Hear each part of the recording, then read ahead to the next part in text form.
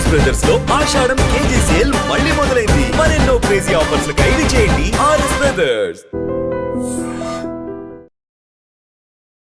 నాతో పాటు ఉన్న వ్యక్తి ఎవరంటే the Indian cyclist, A journey for generations.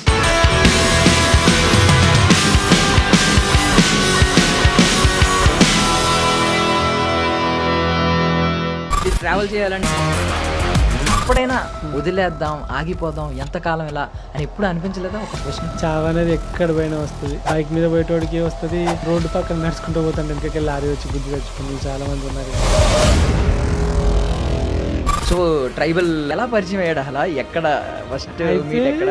మేఘాలయలో rainbow water falls అని చెప్పేసి ఒకటి ఉన్నది. ఫుల్గా ఎంజాయ్ చేస్తాను. సడన్ గా పెద్ద లోయలోకి పరిగెట్టుకుని కిందికి వెళ్ళిపోయాను. చూస్తే వాడు కనబడతలేడు. బగీరా బగీరా అని చెప్పేసి పిలుతానా అని. ఇక నా పని అయిపోయింది, వీడు చచ్చిపోయిండు. ఇంకా అసలు ఏంటి మీ గోల్, ఏంటి మీ డ్రీమ్ ఏంటి? ఇప్పుడైతే ఇది అచీవ్ చేశారు. ఎంతో మందికి సాధ్యం కాని అచీవ్మెంట్. 2 years క్రితం నుండి తను స్టార్ట్ చేస్తే మీకు ఓకేనా అని అంటే నేను నా మీద బుక్ రాయడం ఏంటిది. చైనా వాళ్ళు కొంచెం డిసిప్లైన్గా ఉంటారు, వాళ్ళు కొంచెం చాలా డిసిప్లైన్గా ఉంటారని వింటాం. సో మీరు ఏమంటారు? అసలు వాళ్ళ డిసిప్లైన్ ఎలా ఉంటుంది? తండ్రి స్ట్రిక్ట్గా ఉంటే పిల్లలు స్ట్రిక్ట్గా పెరుగుతారు. మన దగ్గర రూల్స్ లేవా అంటే ఉన్నాయి. హెల్మెట్ పెట్టుకోకుండా ఫైన్ అయ్యారా, రోడ్ల మీద ఉంచితే ఫైన్ ఉన్నది, బయట స్మోక్ చేస్తే ఫైన్ ఉన్నది. కానీ యుఎస్లో ఒక అతన్ని ఎందుకు వచ్చిర్రా మీరు, లైక్ వెళ్ళిపోండి అది ఇది అని చెప్పేసి అని అన్నాడు. రేసిజం ఇండియాలో లేదా? రేసిజం ఇండియాలో ఉంది బ్రో, ఎట్లా చెప్పాలా?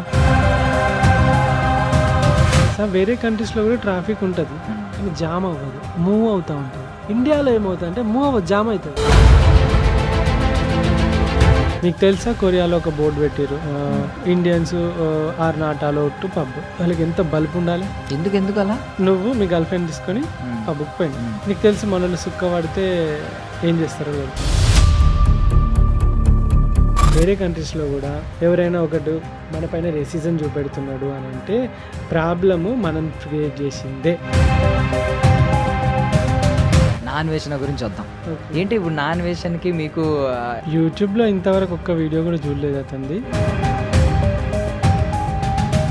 ఇప్పుడు ఇండియన్ హెరిటేజ్ అంతటిని మీరు ఎక్స్ప్లోర్ చేసినప్పుడు ఏది మిమ్మల్ని బాగా షాక్ చేసింది? ఇండియా ఒక్కటి, మిగతా 190 సంథింగ్ 6 దేశాలు, అవన్నీ 195 దేశాలు ఒకటి తెలుసా. కానీ మన దేశంకి టూరిజం తక్కువ. ఎందుకు? మన బ్రెజిలియన్ అమ్మాయి వస్తే ఆమెని చంపేసారు. బ్రెజిలియన్ కపుల్ వస్తే ఇద్దరు క్యాంప్ వేసుకుంటే పాపం రాత్రి వాడిని కొట్టి ఆమెను 4 కలిసి బీహార్ సైడ్ బేక్ చేసేసారు. Attention please. శ్రోతల కోసం, వీక్షకుల కోసం ఒక అద్భుతమైన ఇంటర్వ్యూతో నేనైతే మీ ముందుకు వచ్చాను అనమాట. Ladies and gentlemen, welcome to iDream Media. నేను ప్రియదర్శన్. నాతో పాటు ఉన్న వ్యక్తి ఎవరంటే ఆయన సైకిల్ పట్టుకుని సీదా ప్రజల మనసుల్లోకి వెళ్ళిపోయాడు అనమాట. ఒకప్పుడు పెట్రోల్ బంకుల్లో, ట్రైబల్ ఏరియాల్లో పడుకున్న వ్యక్తి తర్వాత తెలుగు వాళ్ళు చాలామంది అతనికి గుండెల్లో చోటిచ్చారు.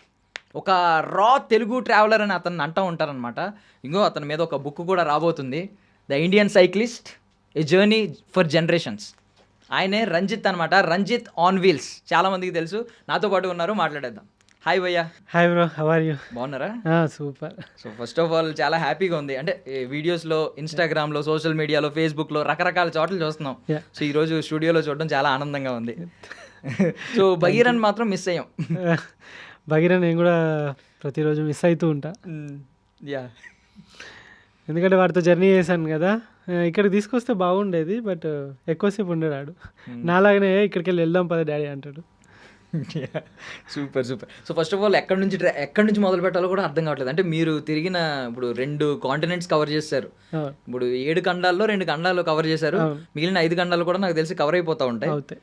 స్టార్ట్ అయింది కాబట్టి జర్నీ ఇప్పుడు బాగా పుష్ అవుతుంది. కానీ బట్ ఇనీషియల్ పాయింట్ నుంచి అడుగుతున్నాను, అసలు ఏంటి మీకు ధైర్యం ఎక్కడి నుంచి వచ్చింది, ఈ ఆలోచన ఎక్కడి నుంచి వచ్చింది, ఈ తెగువ, ఐ మీన్ ఒక కొత్తదనం ఇది అంతా.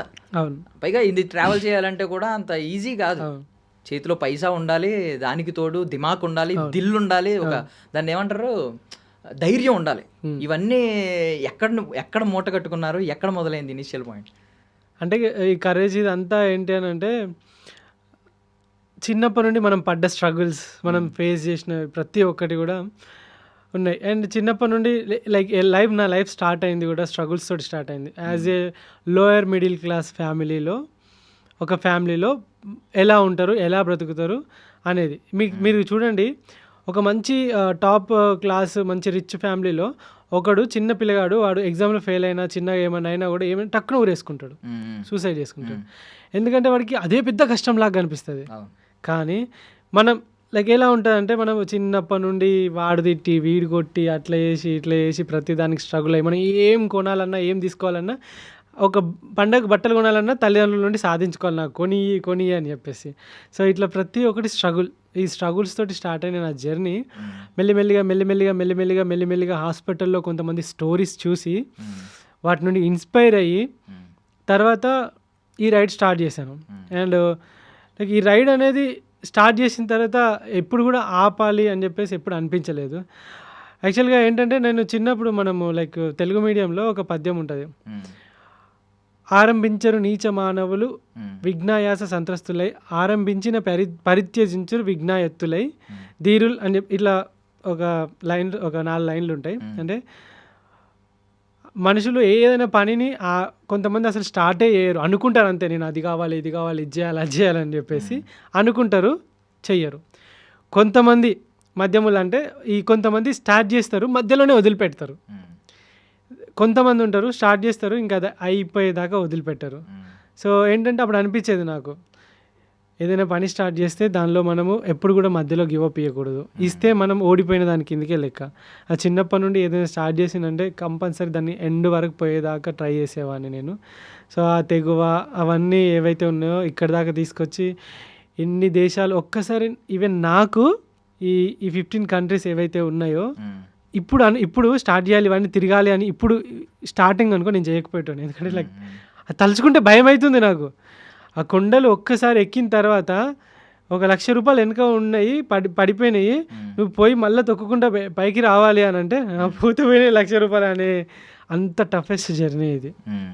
రైడ్ సైకిల్ పైన ఆ పుషింగ్ ఉంటుంది కదా, ఆ 50 కిలోస్ సైకిల్ పైన లగేజ్ని నేను పుష్ చేసుకుంటా, ఎండలో చెమటలు కారుతుంటే ఆ పుషింగ్, ఆ హార్డ్ పుషింగ్, ఆ స్నోలో సైకిల్ పైకి వస్తూ ఉంటే అవన్నీ లైక్ ఆలోచించడానికి కూడా చాలా భయంకరంగా ఉన్నాయి నాకు ఇప్పుడైతే. సో మీరు నాకు తెలిసి మీరు ఫాలో అయ్యే స్లోగన్ కూడా వెళ్తే ముందుకే వెనక్కి తిరిగి చూసుకోవద్దు, అంతే, వెన్ను తిరగొద్దు వెళ్తే ముందుకే అనే స్లోగనే ఫాలో అవుతున్నారు మీ లైఫ్ మొత్తం. వెన్ను తిరిగితే ఓడిపోయినావని ప్రతి ఒక్కరు లైక్ మాట్లాడుతూనే ఉంటారు. మనం స్టార్ట్ చేసాం కదా, లాస్ట్ వరకు వెళ్తే ఫస్ట్లో చాలా అంటారు కదా, ఎడ్యుకేషన్ యొక్క రూట్ బిటర్గా ఉన్న ఫ్రూట్ చాలా స్వీట్గా ఉంటుంది అని చెప్పి. ఏం చదువుకున్నారు మీరు? నాది డిప్లొమా బ్యాచిలర్ మాస్టర్ ఫార్మసీ అయిపోయింది. ఓకే, ఇప్పుడు బేసికల్లీ ఇప్పుడు దాకా చెప్పిన రంజిత్, మా ఎదురుగుండా కనిపిస్తున్న రంజిత్, ఈ లక్షణాలన్నీ రావడానికి చిన్నప్పటి నుంచి పడిన కష్టాలన్నీ కారణం. కానీ ఈ యూట్యూబ్ ఛానల్లో ఇలా స్టార్ట్ చేయడానికి ఒక 4 ఏళ్ల క్రితం నుండి మిమ్మల్ని చూస్తున్నాం. దీనికి కారణం ఏంటి? యూట్యూబ్లోకి రావాలి, ఇలా యూట్యూబ్ క్రియేటర్ అవ్వాలి, యూట్యూబే ఒక పెద్ద ప్లాట్ఫామ్, ఒక ఇంపాక్టింగ్, చాలా మందిని ఇంపాక్ట్ చేసే ప్లాట్ఫామ్ అవుతుందని మీరు ఎలా గెస్ చేయగలిగారు? నేను యాక్చువల్గా నా రైడ్ స్టార్ట్ చేసినప్పుడు నాకు యూట్యూబ్లో వీడియో ఎడిటింగ్ కూడా తెలియదు. ఈవెన్ నాకు యూట్యూబ్లో వీడియో పెడితే మానిటైజేషన్ ఆన్ చేయాలని కూడా తెలియదు. డంబ్ అయితే నేను ఈ యూట్యూబ్ చేయాలి ఇదంతా రాలేదు.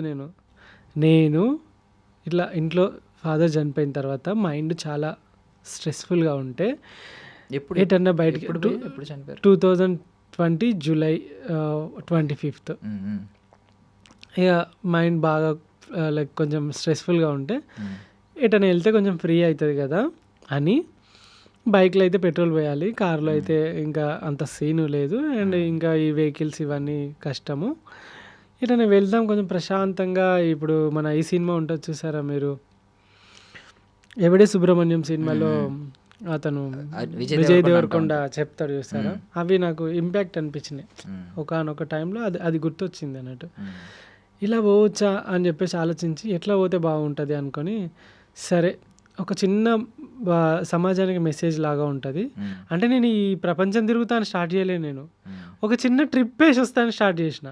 సో అట్లా హైదరాబాద్ నుండి కన్యాకుమారి వరకు ఒక సైకిల్ తీసుకొని దాని మీద టెంట్ వేసుకొని, గ్యాసు గిన్నెలు అవి వేసుకొని, సోలార్ ప్యానెల్ వేసుకొని, దానికి ఒక బ్యాటరీ పెట్టుకొని, కొన్ని బట్టలు పెట్టుకొని, ఇక కొన్ని కూరగాయలు అవి బియ్యం అవి పెట్టుకొని, జస్ట్ ఒక లైక్ నోమాడిక్ లాగా నోమాడ్ లాగా ఇట్లా ఇట్లా బయలుదేరిన అంతే.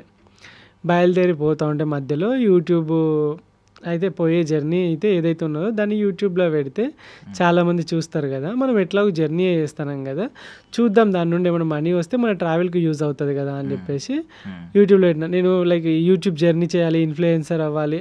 అప్పుడు ఆ 5 years క్రితం ఇదంతా ఏం లేదు కదా, ఇంత ఈ హైప్లు ఇవేం లేవు కదా. యూట్యూబ్ అంటే యూట్యూబ్ అంతే, అప్పుడు ఇంటర్నెట్లు కాస్ట్లీ అన్నీ అంతే అని చెప్పేసి ఒక చిన్న GoPro Hero 7 తీసుకొని OnePlus మొబైల్ తీసుకొని OnePlus మొబైల్లోనే మొత్తం ఎడిట్ చేసిన. 2 years OnePlus మొబైల్లోనే ఎడిట్ చేసిన నేను, మొబైల్లో అంతే, ఏ లేదు. 2 yearsలో ఈ 3 lakhs ఏదైతే ఫాలోవర్స్ 5 లక్షల మంది ఫాలోవర్స్ అయితే ఇన్స్టాలో వీళ్ళందరూ కూడా OnePlus మొబైల్ నుండి వచ్చిన వాళ్ళే.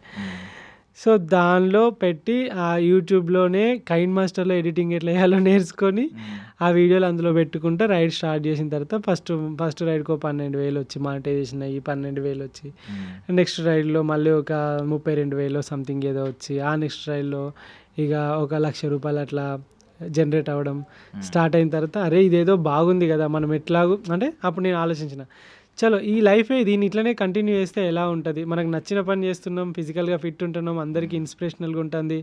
అదేవిధంగా నచ్చిన పనిలో నీకు కొంచెం నువ్వు తిరుగుకుంటే పైసలు వస్తున్నాయంటే ఇంకా హ్యాపీ కదా. సో యూట్యూబ్ని ఫుల్ ప్లెడ్జ్డ్గా తీసుకుందాం అని చెప్పేసి అప్పుడు యూట్యూబ్లో వీడియోస్ కంటిన్యూగా రోజు పెట్టడం స్టార్ట్ చేసిన. సూపర్. అట్లా అంటే నేను మీ కమెంట్స్ చదువుతున్నాను, అంటే మీకు డబ్బులు కూడా లక్షల్లో ఇవ్వడానికి రెడీగా ఉన్నారు చాలా మంది జనం. ఏంటి అంటే నిజం ఫ్రాంక్గా అడుగుతాను, తప్పుగా అనుకోకండి, ఏమన్నా లక్షలు ఏమైనా వెనకేసుకున్నారా? మీకు అంటే ఇంట్లో ఉంటే ఆ వచ్చిన లక్షల్ని వెనకేయచ్చు. ట్రావెల్లో ఉంటాం కదా, ట్రావెల్లో రోజు ఫుడ్ తినాలి, రోజు 2 రోజులకు 3 రోజులకు ఒకసారైనా హోటల్ తీసుకోవాలి, ఎందుకంటే స్నానం చేయాలి, అండ్ సెల్లు, పవర్ బ్యాంకు, కెమెరాలు అన్నీ ఛార్జింగ్ పెట్టించుకోవాలి, అండ్ ఇంకా వైఫై కావాలి ఎందుకంటే వీడియోస్ అప్లోడ్ చేయడానికి. సో వీటన్నిటి కోసం రూమ్ కంపల్సరీ 2 daysకో 3 daysకో ఒకసారి రూమ్ అయినా తీసుకోవాలి. అండ్ ఒకవేళ ఫ్లై అవ్వాల్సి వస్తే ఫ్లైట్కి సైకిల్కి రెండింటికి డబ్బులు కావాలి, అండ్ ఇంకా వీసాలకి కావాలి, వీటన్నిటికీ డబ్బులు కావాలి కదా. సో కాబట్టి నాకు వెనకేయడం అనేది ఎప్పుడు లేదు ఇంతవరకు. అదే మిమ్మల్ని నేను చూస్తున్నాను కదా, అబ్జర్వ్ చేస్తుంటే ఇంకా గ్రౌండెడ్గానే ఉన్నారు. ఈ పాటికి అదే ఎవరన్నా ఈ మైండ్ సెట్ ఉంటే, కూడబెట్టుకోవాలనే మైండ్ సెట్ ఉంటే ఈ ఫాలోవర్స్ తోటి కోట్లు సంపాదించు. అవును. అంటే మోర్ ఓవర్ ఏంటంటే చాలా చోట్ల వింటూ ఉంటాం కదా, చెమట వచ్చి సంపాదించాను ఇలాంటి డైలాగులు సినిమాల్లో. మీరు చెమటతో పాటు మజిల్స్ కరిగించి మరీ సంపాదిస్తున్నారు. బట్ యాక్సిడెంట్ ఇలాంటివి చిన్న చిన్న చూసాం, అంటే మీకు ఏదైనా ఫ్రాక్చర్ అయినా ఇలాంటిదైనా, ఈవెన్ ఎక్కువ తొక్కితే ఇక్కడ అరిగిపోయే ప్రమాదం ఉందని కూడా వింటూ ఉంటాం. సో ఇలాంటివన్నీ చూస్తున్నప్పుడు ఎప్పుడైనా డిమోటివేషన్, కొంచెం లో ఫీల్ అయ్యి వదిలేద్దాం, ఆగిపోదాం, ఎంతకాలం ఇలా అని ఎప్పుడు అనిపించలేదా? ఒక క్వశ్చన్, మీకు ఒకవేళ మీకు ఇష్టమైన వ్యక్తితోటి మీరు ఉన్నప్పుడు చాలా హ్యాపీగా ఫీల్ అవుతారు, అంతే కదా. అంతే. సో వాళ్ళ కోసం వెయిట్ చేస్తున్నప్పుడు ఆ క్షణం చాలా గంటలా గడిచిపోతూ ఉంటుంది కదా. సో నేనేంటంటే నా ఇష్టమైన వ్యక్తితో ఉన్నా అన్నట్టు ట్రావెల్, లైక్ సైకిల్ తోటి ఎప్పుడైతే నేను రైడ్ చేసుకుంటూ వెళ్తానో అందరు కొత్త వాళ్ళే కదా, అండ్ అది నా మనసుకి చాలా ఆహ్లాదాన్ని ఇస్తుంది. ఓకే ఏమనుకుంటా అంటే ఈ క్షణం ఇప్పటితో అయిపోతుంది.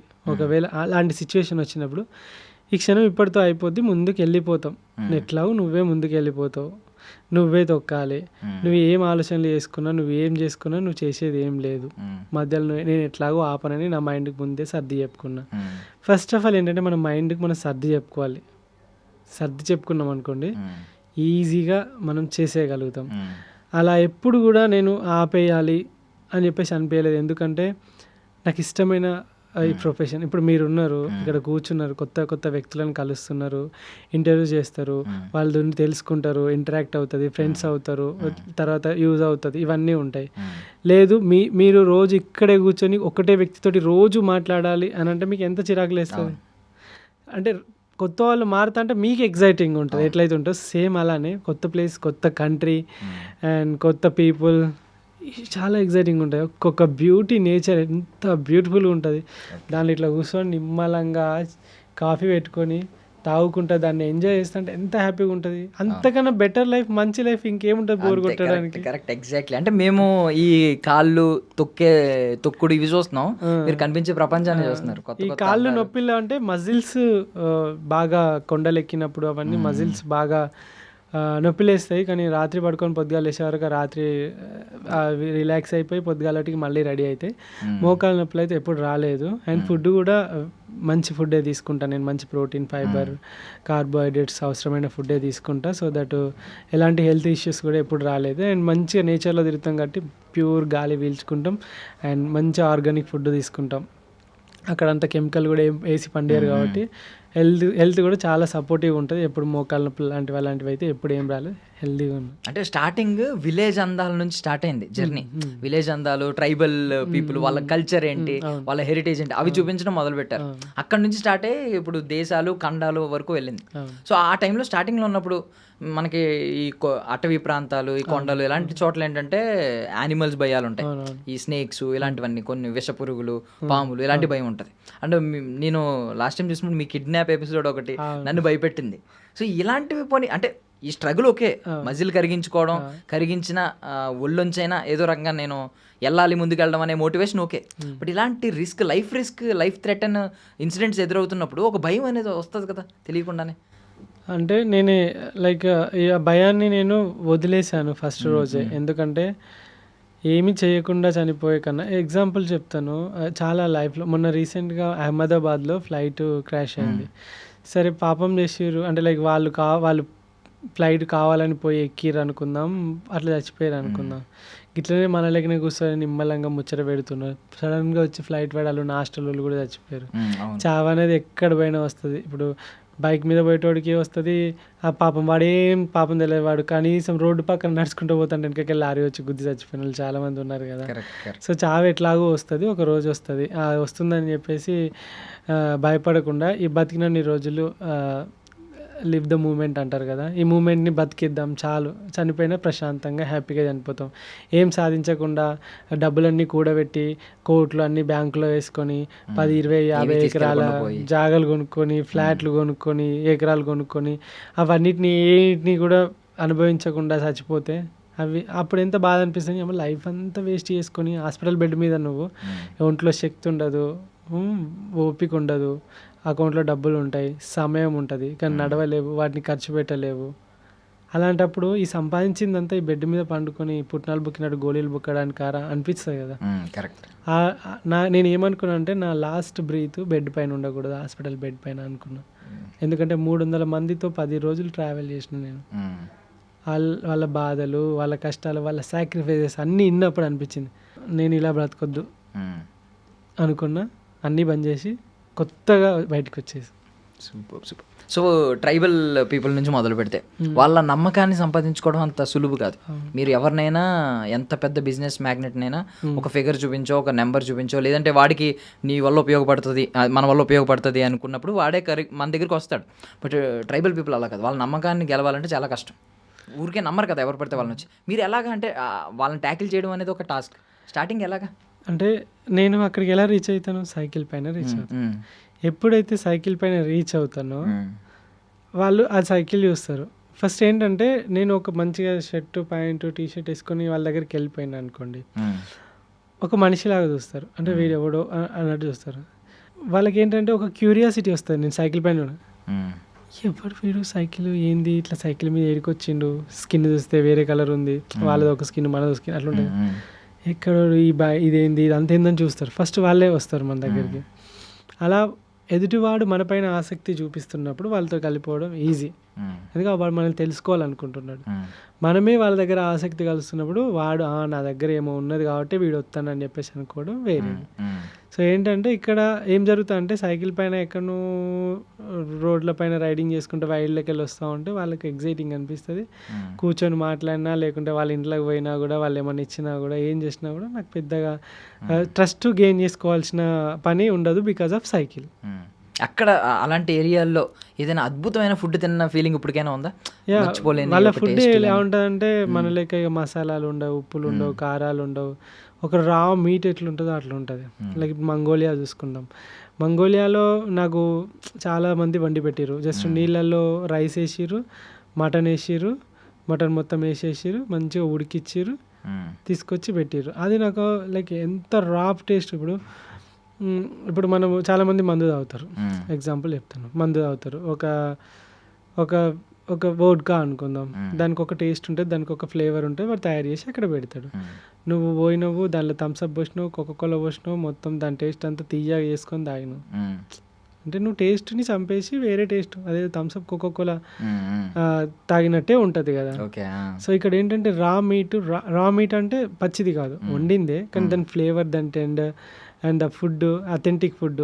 అంటే వాళ్ళు ఎందుకురా అట్లా తింటారు అని అంటే వాళ్ళకి మసాలాలు అవి దొరకక కాదు, అలాంటి ఫుడ్ తింటేనే అక్కడ సర్వైవ్ కాగలుగుతారు కాబట్టి ఆ ఫుడ్ తింటారు వాళ్ళు. అండ్ మనం కూడా చూడొచ్చు కదా, ఒక 100 సంవత్సరాల క్రితం మన యాన్సెస్టర్స్ ఎట్లున్నారు, ఇలానే బతుకుంటారు కదా, ఆదిమానవుడు ఎట్లా బతికిండు ఇలానే బతుకుంటారు కదా. అలాంటి లైఫ్ని మనకైతే టైం మిషన్ అయితే లేదు వెనక పోవడానికి, కానీ టైం మిషన్ లేకున్నా కంట్రీ దాటితే ఇలాంటి వాళ్ళు చాలామంది ఉన్నారు, ఇంకా అలానే బతికే వాళ్ళు చాలామంది ఉన్నారు. వాళ్ళందరిని చూసినప్పుడు అనిపిస్తుంది ఓకే నేను ఇలా కూడా బ్రతకొచ్చు. ఒకవేళ ఏం దొరకనప్పుడు ఇప్పుడు మన అమ్మ అంటది, అరే కరివేపాకు లేదురా తీసుకురా పోరా అంటే కూర ఏం బాగోదు అని అంటారు, మసాలా అయిపోయింది వేయకుంటే ఏం బాగోదు అని అంటారు కదా, నూనె లేకుంటే కూర ఎట్లా వండుతారు అని అంటారు, రైట్. సో ఇక్కడ ఉన్న సిచ్యువేషన్స్ ఇవన్నీ లేకుండా తినొచ్చు, ఎలా అయినా బ్రతకొచ్చు, బతకాలనుకుంటే ఎలాగైనా బ్రతకొచ్చు అని అంటారు కదా. ఎలాగైనా బ్రతకొచ్చు, కడుపు నాలుకకు రుచిగానే ఉండాలని అవసరం లేదు, కడుపు నిండి అది శక్తిని ఇస్తుందంటే అది ఎలా ఉన్నా పర్లేదు. నా నాలుక రుచి మర్చిపోయింది, ఎందుకంటే లైక్ వేరే కంట్రీస్లో ఉప్పు కారాలు మసాలాలు దొరకవు, ఈ పచ్చళ్ళు ఇవన్నీ దొరకవు, అన్ని డిఫరెంట్ ఫుడ్లు డిఫరెంట్ కల్చర్లు. సో కాబట్టి అన్ని కల్చర్ల ఫుడ్లు అన్నీ తిన్నప్పుడే మనము ఒక ట్రూ ట్రావెలర్ అవుతాం. కరెక్ట్. సో ఇప్పుడు సినిమాల్లో చూపిస్తూ ఉంటారు, ఇంకా కొంతమంది మాట్లాడుతూ ఉంటారు, అంటే కొన్ని తెగలు ఇంకా ప్రపంచాన్ని చూడలేదు అసలు, వాళ్ళకి ఎప్పుడు అంటే మనం తప్పుగా అనట్లేదు, ఇది సామెత వాడుతున్నాను కానీ బావిలో కప్పలు అంటారు, అంటే బయట ప్రపంచం తెలియదు, అంటే అది నెగిటివ్గా మాట్లాడలేదు. కొన్ని తెగలు ఇంకా ఉన్నాయి భూమి మీద, బయట ప్రపంచం తెలియదు, ఈవెన్ వాటర్ అనే టర్మ్ కూడా వాళ్ళకి తెలియదు. ఇలాంటి చూసారు ఏమన్నా తెగలు ఎదురైనా ఇలాంటి? మంగోలియాలో ఇప్పుడు నేను డ్రోన్ తీసుకెళ్ళాను, అక్కడికి డ్రోన్ చాలా రేర్గా వాడరు అక్కడ ఎవరు, అసలు వాళ్ళ దగ్గరికి వేరే వాడు బయటకు వాడు.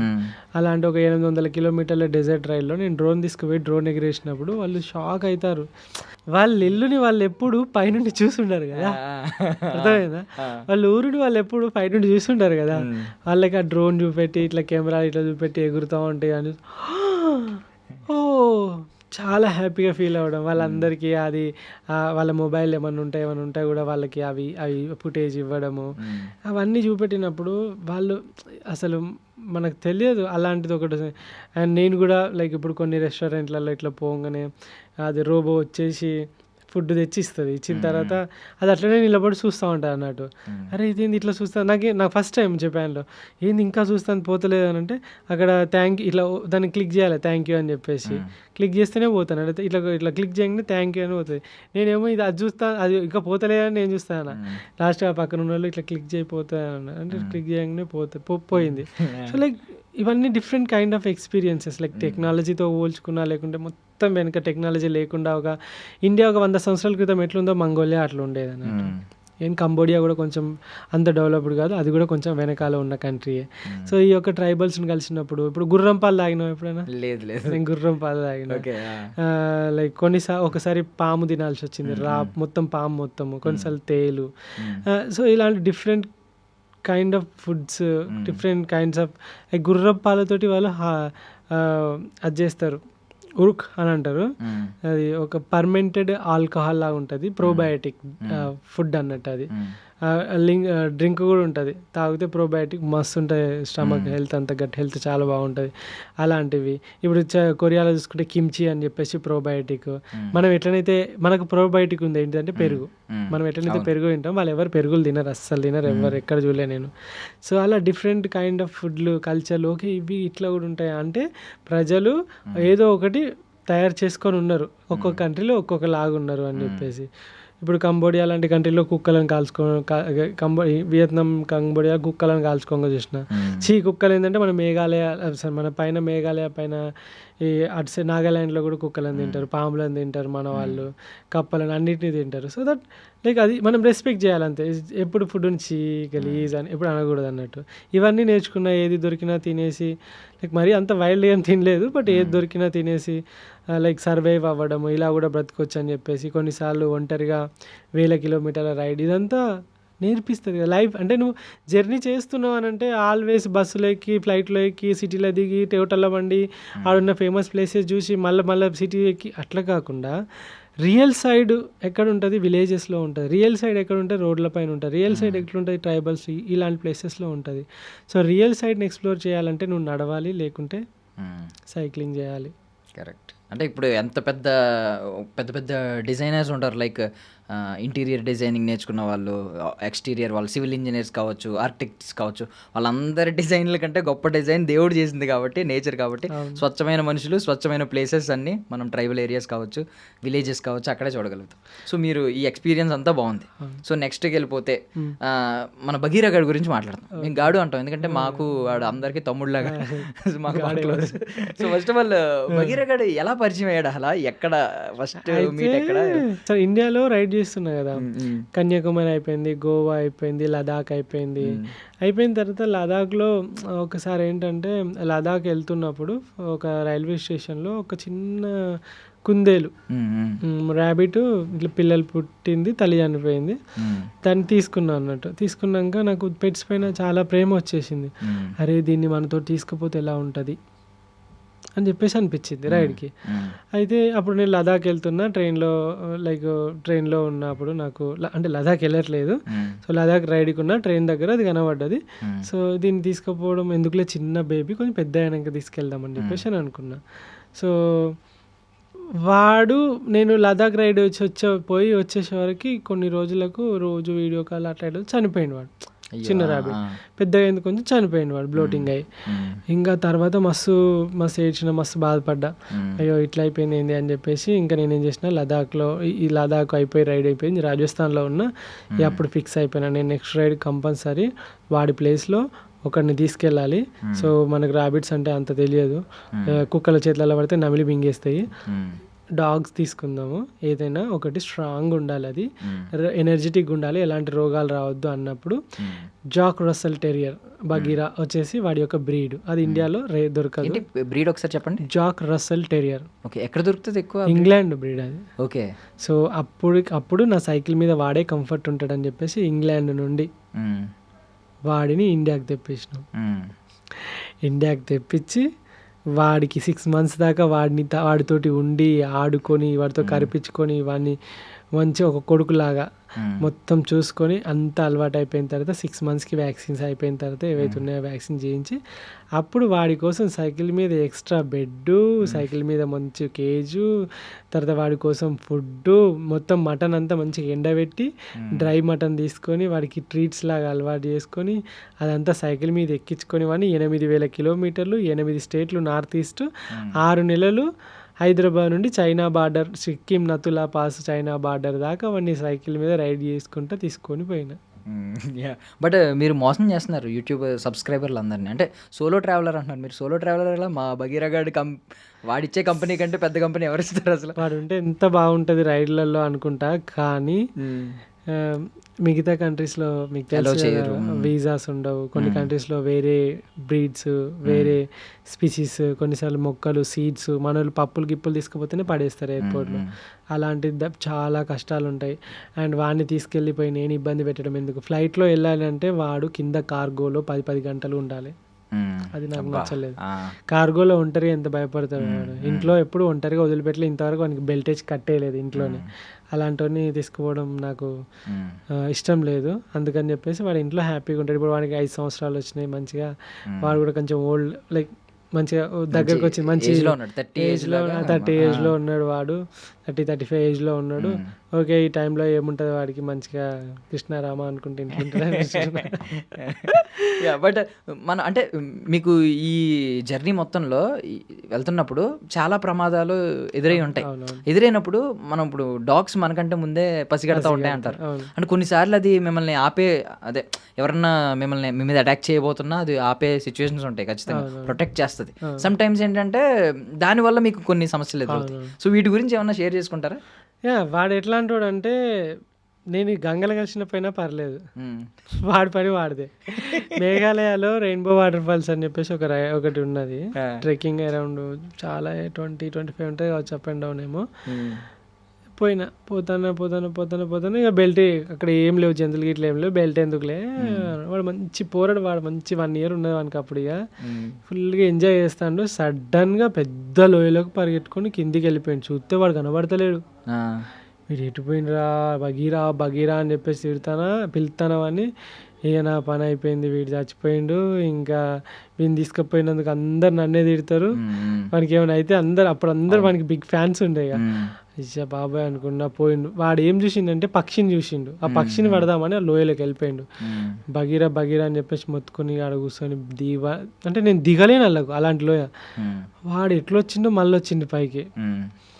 ఇక రాగానే ఒక్కటి వేసిన ఫస్ట్ టైం వాడిని తాడు మడత పెట్టి పట్టా తొడల మీదకి వెళ్ళేసి బాడుకో ఎందుకు పోయినవారు అది అని చెప్పేసి తీసుకొని పెట్టుకొని ఇక వాడిని చేతుల్లే పట్టుకొని ఇక మొత్తం పైకి అంతా ఎక్కేసి తీసుకొని వచ్చింది. అదొకటి. అండ్ మేఘాలయలో ఒక నోకలికాయ్ వాటర్ ఫాల్స్ అని ఒక వాటర్ ఫాల్స్ ఉంటుంది.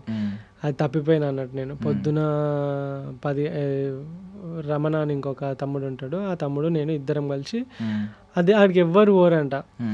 నేను ఆ తమ్ముడు బగిగాడు ముగ్గురం కలిసి పొద్దుగాల 8 గంటలకు పోతే, పొద్దుగాల 8 గంటలకు తప్పిపోతే రాత్రి 12 గంటలకు దొరికినాం మేము. మమ్మల్ని దొరకబట్టడానికి వచ్చిన 3 పోలీస్ బెటాలియన్స్ కూడా తప్పిపోయినాయి. అండ్ అందులో బేర్స్, బెంగాల్ టైగర్స్ అందులోనే ఉంటాయి. బంగ్లాదేశ్ బార్డర్ ఆ పక్కనే. మేము పోయేటప్పుడు పోయినాం వాటర్ ఫాల్ సౌండ్ వినుకుంటా. పైకి వచ్చేటప్పుడు రోడ్ సౌండ్ ఏమి ఉండదు, వాటర్ ఫాలే కదా. ఇంకా పైకి ఎవ్వరికి వస్తలేము. ఆ లోకల్లో ఉన్న, అది కూడా మేము కంప్లైంట్ లోకల్లో ఉన్న, మేము పోయేటప్పుడు ఏం చేసినంటే ఒక బ్యాగ్ ఉండే, ఆ బ్యాగుని తీసుకుపోయి ఒక షాప్ ఉండే, ఆ షాప్లో పెట్టేసి వచ్చేటప్పుడు తీసుకుంటామని చెప్పిన. అక్కడ కొన్ని కొనుక్కున్నాం అన్నట్టు. వాళ్ళు ఓకే అన్నారు. వాళ్ళు ఈ పిల్లగాళ్ళు పోయిర్రు, పొద్దుగలంట పోయిర్రు, ఇంతవరకు రాలేదు, వీళ్ళు తప్పిపోయినట్టున్నారు అని చెప్పేసి వాళ్ళు కూడా పోలీసు వాళ్ళకి కంప్లైంట్ ఇస్తే పోలీసు వాళ్ళు వచ్చి వాళ్ళకి సిగ్నల్ ఉండదా పాడలేదా అక్కడ. అమ్మో మమ్మల్ని మొత్తం వాటర్ లేవు, చిత్తడి నేల అన్నట్టు మొత్తం. మీకు తెలుసా చిరపుంజి వచ్చేసి రెయిన్ ఫారెస్ట్, 365 days వాటరే, వర్షం పడుతూ ఉంటుంది. అమ్మో వాళ్ళ వింత వింత పురుగులు, జంతువులు. ఇంకా తిండి లేదు, వానికి తిండి లేదు, మాకు తిండి లేదు, నీళ్లు లేవు. వాడు అప్పుడు కూడా దోమలు పడతాడు. దోమలు ఉంటే టక్కున మింగుతాడు. వాడు ఈగలు దోమలు అంటే వాడికి చాలా చెడ్డకి టక్కున పట్టేస్తాడు. అబ్బా వీని ఎందుకు పట్టుకొచ్చినా, ఇంకా ఇలా మా లాస్ట్ డే అనుకున్నాము. కానీ ఫైనల్గా రాత్రి 11-12 గంటలకు పోలీసు వాళ్ళు రెస్క్యూ చేసి పోలీస్ స్టేషన్లో తీసుకుపోయి కింద చాయ్ ఒక బ్రెడ్ ఇస్తే అమ్మా ఎంత హ్యాపీగా అనిపించింది. తిరిగి వచ్చింది. అదైతే మోస్ట్ స్కేరియస్ట్ మూమెంట్ అన్నట్టు. కానీ వాడు అన్ని టైంలలో తోడున్నాడు. కానీ వాడున్నాడని మీకు మామూలుగా నార్మల్గా బైక్ల పైన సైకిల్ మీద పోతేనే కుక్కలు ఎంబడబడతాయి. అలాంటిది వెనకాల వాడున్నాడని చెప్పేసి ఒకసారి నతులా పాస్ సైడే వెళ్తూ ఉంటే ఒక ఘాటి ఉంటుంది, మొత్తం ఘాటి ఉంటుంది. ఘాటిలో లారీలు పడతాయి అంతే, మిగతా బైకులు గిట్లా ఏం పడవు. సో ఏంటంటే కుక్కలను ఎంబడిపడి వానికి పీకుతానే, వాడిని అంటే వాని బెడ్ని పీకుతానే వాళ్ళకెళ్ళి. నాకు స్పీడ్గా దొక్కుంటా ఒక ఇట్లా టర్న్ అవుతా అంటే మొత్తం మన ఫెన్సింగ్ పెడతారు చూసిన దొడ్డుది, అది రాడ్ లాగా, అది ఇట్లా పెట్టిరు. నేను అక్కడికి పోయినా అప్పుడే ఆ కుక్కలు ఆడున్నాయి, అక్కడికి పోయినా అప్పుడే లారీ ఇట్లా టర్న్ అవ్వకుండా సైకిల్ని ఇట్లా క్రష్ చేసుకుంటూ వెళ్ళింది. ఆ రోజు నేను చచ్చిపోయాను అనుకున్నా, బగిగాడు చచ్చిపోయాను, నేను చచ్చిపోయాను అనుకున్నా. కానీ సైకిల్ని వెనుక ఏమైందంటే వాడు మస్తు మొత్తుకున్నా నేను. ఇంకా వాడు ఇట్లా టర్న్ చేసి ఇదంతా వేస్తే సైకిల్ మన లారీ అవి ఉంటాయి కదా పైన పక్క డోర్లు, అవన్నీ ఇట్లా మన వాడి వెనుక బెడ్ని మొత్తం ఇట్లా దగ్గరికి క్రష్ చేసి పోయింది. ఇక వెంటనే సైకిల్ అక్కడ ఆపేసి, ఇప్పటికీ గుర్తుంది అది, మూవీని తీసుకెళ్ళడం చాలా డేంజరు. కుక్కలు వాడిని చంపేసి ఆగమాగం చేస్తే చేతులారు నేను చంపేసినట్టయితే. అండ్ బగీరా వాడు వచ్చేసి అగ్రెసివ్ బ్రీడ్, చాలా అగ్రెసివ్ బ్రీడ్. వాడు ఇంకా చంపేస్తాడు లేదా చేస్తాడు. ఇప్పటికీ వాడు దగ్గర ఒక 80 మందిని కొరికిండు. వాడిని ఎత్తుకున్నారు అనుకో, వానికి మెంటల్ ఎత్తుంది. ఇంకా కొత్తలు ఎత్తుకోకూడదు, అసలు ఎవ్వరు ఎత్తుకోదు, ముట్టుకోదు. వాడిని తల మీద చేస్తే వానికి మొత్తం బీపీ రేజ్ అవుతుంది.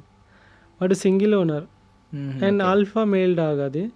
సో దట్ ఇలాంటి డాగ్స్ ఏంటంటే ఓనర్ అని ఒకనే అనుకుంటే మిగిలిన వాళ్ళకి ఎవరికి అంత పర్మిషన్ ఇవ్వవు. ఈవెన్ మా పండుకున్నప్పుడు మా అమ్మ చెల్లి ముట్టుకున్నా అంటాడు. ఇప్పుడు క్లోజ్ అయిపోయిండు, ఇప్పుడు తగ్గింది అగ్రెషన్. కానీ అప్పట్లో చాలా అగ్రెషన్ ఉండే. ఎవరైనా క్యూట్గా ఉన్నది అని అంటే అమ్మో మీ దండం మీద ముట్టుకోకూడదు అని అంటే, అయినా ఎత్తుకున్నారంటే రక్తాలు గారి కింది దింపుతారు అంతే. ఏంటంటే వాడిని టచ్ చేయాల్సిన ప్లేస్లో టచ్ వాళ్ళు ఏం చేస్తారంటే ఇట్లా పట్టుకొని పిసికేస్తారు డాగ్స్ అంటే. వీడు వచ్చేసి హంటింగ్ బ్రీడ్, ఫాక్స్ హంటింగ్ కోసం ఇంగ్లాండ్లో యూజ్ చేస్తారు అన్నట్టు. దీన్ని అంత అగ్రెషన్ ఉన్న బ్రీడ్ ఫాక్స్ హంటింగ్. మీరు చూస్తే యూట్యూబ్లో జాకో రస్సెల్ టెరియర్ అంటే పాములను పెద్ద పెద్ద పాములను చంపేసి కొరికేసి ముక్కలు చేసి ఉంటుంది, అండ్ ఏనుగుల మీదకి ఫైటింగ్ పోయి ఉంటాయి, యూట్యూబ్లో వీడియోస్ ఉంటాయి. సో ఇక వాడి గురించి చెప్పిన పొద్దున్న దాకా చెప్పిన అయిపోతుంది. వాడు మీకంటే స్ట్రాంగ్ ఇప్పుడు అర్థమైంది నాకు. ఓకే, నేను ఏదో అనుకున్నా కానీ నార్మల్ బ్రీడ్ అని. ఇప్పుడు నువ్వు అన్నావు నేను ఉంటే తెచ్చుకొని పెట్టుకుంటాను, నువ్వు రక్తం కారకుండా దింపేసి ఆడ కూర్చుంటాడు. బట్ వెరీ క్యూట్ అసలు, వాడు నిజంగా చెప్తున్నా వెరీ క్యూట్ ఉన్నాడు అసలు. ఓకే, సో బగీరా గాడి నుంచి బయటకు వచ్చేద్దాం మనం.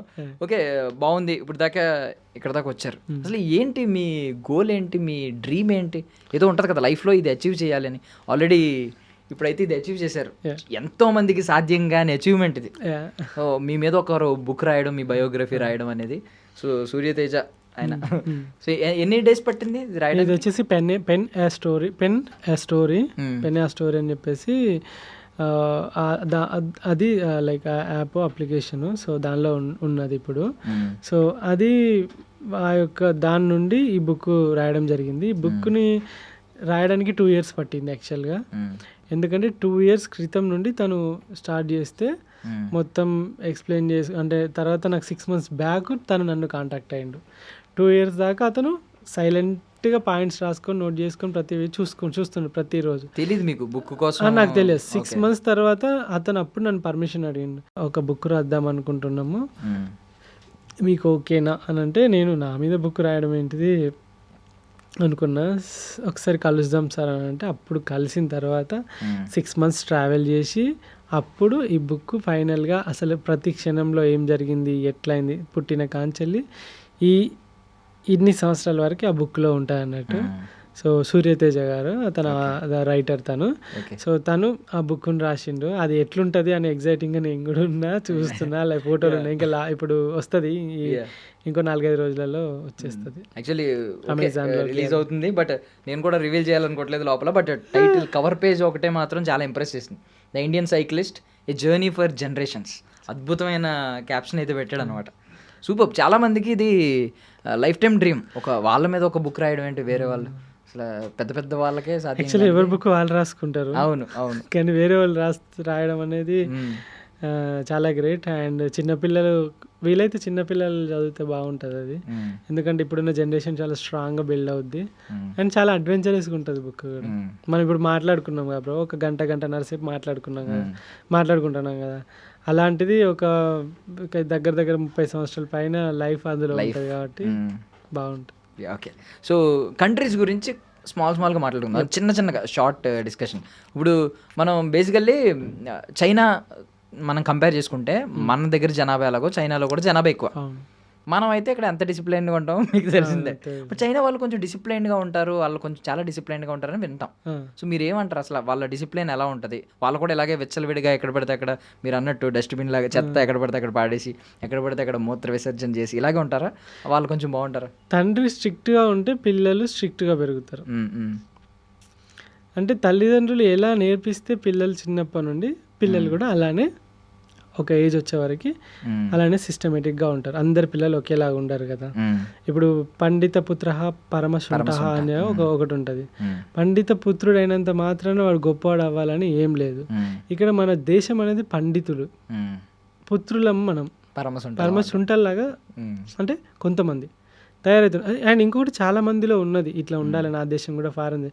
ఎందుకు నేను నా దేశం గురించి వీళ్ళని ఎందుకు అంత క్రిటిసైజ్ చేసి ఎప్పుడైనా ఒక వీడియోలో మాట్లాడినా అంటే, ఇప్పుడు మనము ఒక దేశం పక్క దేశానికి వెళ్ళినప్పుడు మనకన్నా చిన్న దేశం, మనకన్నా రీసోర్సెస్ తక్కువ అండ్ మనకన్నా తెలివి తక్కువ ఉన్న వాళ్ళందరూ ఎంత నీట్గా ఎంత క్రేజీగా బ్రతుకుతున్నారు. ఆ లైఫ్, ఆ క్వాలిటీ ఆఫ్ లైఫ్. ఇప్పుడు మనము ఎందుకు పక్క దేశాల మీదకి వెళ్ళి చూసుకుంటా అక్కడ ఎక్కువ డబ్బులు వస్తాయి, అక్కడ సంపాదించాలి, అక్కడ సెటిల్ కావాలని ఎందుకు ఆలోచిస్తున్నాం? మన ఇండియాలోనే సెటిల్ కావచ్చు కదా. అంటే మన దాంట్లోనే ఇప్పుడు మన వాళ్ళందరూ పక్క దేశాలలో పోయి మన టెక్నాలజీ, మన బ్రెయిన్లు అంతా వాళ్ళకి ఇచ్చేసి వాళ్ళ దేశాన్ని డెవలప్ చేసి వాళ్ళు కొత్త ఇన్నోవేషన్స్ చేస్తున్నారు. మరి మన ఇంటి దగ్గర డబ్బులు లేవా అంటే, మన దగ్గర డబ్బులు ఉన్నాయి, మనం పక్క వాళ్ళకి కూడా అప్పులు ఇస్తాం, రైట్? సో మన దగ్గర రీసోర్సెస్ ఉన్నాయి, మన దగ్గర రీసెర్చ్ సెంటర్స్ ఉన్నాయి, ఇవన్నీ ఉన్నాయి. స్టిల్ మన వాళ్ళు అక్కడ దాకా పోతున్నారంటే ఎక్కడో ఒక దగ్గర లోపిస్తుంది. ఎక్కడ లోపిస్తుంది? అని అంటే ఇప్పుడు చైనాతో పోల్చుకుంటే నేను చైనాలో సింపుల్గా చెప్తా, దానికి ఆన్సర్ మీరే చెప్పండి. చైనాలో ఒకరోజు రైడ్ చేస్తుంటే సాయంత్రం 7 అయింది. 7 అయితే ఒక సిటీలో ఆగాల్సి వచ్చింది. సిటీలో మనం ఎట్లనైతే ఇప్పుడు ఆపోజిట్గా కూర్చున్నాము, సో దట్ అక్కడ ఒక షాప్ ఉంది, డెలివరీ. ఏం డెలివరీ? అమెజాన్ ఇట్లుంటాయి కదా, అట్లా ఒక డెలివరీ ఉన్నది. సో అట్లా డెలివరీ దగ్గర స్టాక్ అంతా ఫుల్ అయిపోయిందని చెప్పేసి 7-8 గంటలకు వాడు క్లోజ్ చేసుకున్నాడు. నేను అన్నీ టెంట్ వేసుకున్నా, ఆపోజిట్గా క్లోజ్ చేసుకున్నాడు. ప్రోడక్ట్ అంతా ఆడ పడేసిండు, డెలివరీస్ అన్నీ ఆడ పడేసిండు, వెళ్ళిపోయిండు. ఇక నేను రాత్రి అంతా షాక్ అవుతాను. అరే వీడు ఎవడన్నా ఎత్తుకపోతే ఎట్లా? మనము ఇక్కడ అమెజాన్లో డెలివరీ పెడితే ఫోన్ల బదులు ఇటుకలు వస్తాయి, కొన్నిసార్లు సబ్బు బిల్లలు వస్తాయి, పవర్ బ్యాంకులని లోపల బ్యాటరీలు పెట్టి అమ్ముతారు మనల్ని, రైట్? అట్లా జరిగినాయి, చాలా ఫ్రాడ్స్ ఉన్నాయి స్టేషన్లలో. ఓపెన్ బాక్స్ డెలివరీ అని పెట్టారు కొత్తగా, ఇంకా అట్లా జరుగుతుంది. ఇక్కడ చూస్తే పొద్దుగాల వచ్చేసిండు వాడు 7-8 గంటలకేమో. రోడ్డు మీద ఉన్న సరుకు ఏదైతే దాని షాప్ మీద ఉన్న సరుకు అంతా మళ్ళీ బండ్లకు ఎక్కించుకొని పోయి డెలివరీ చేస్తాడు.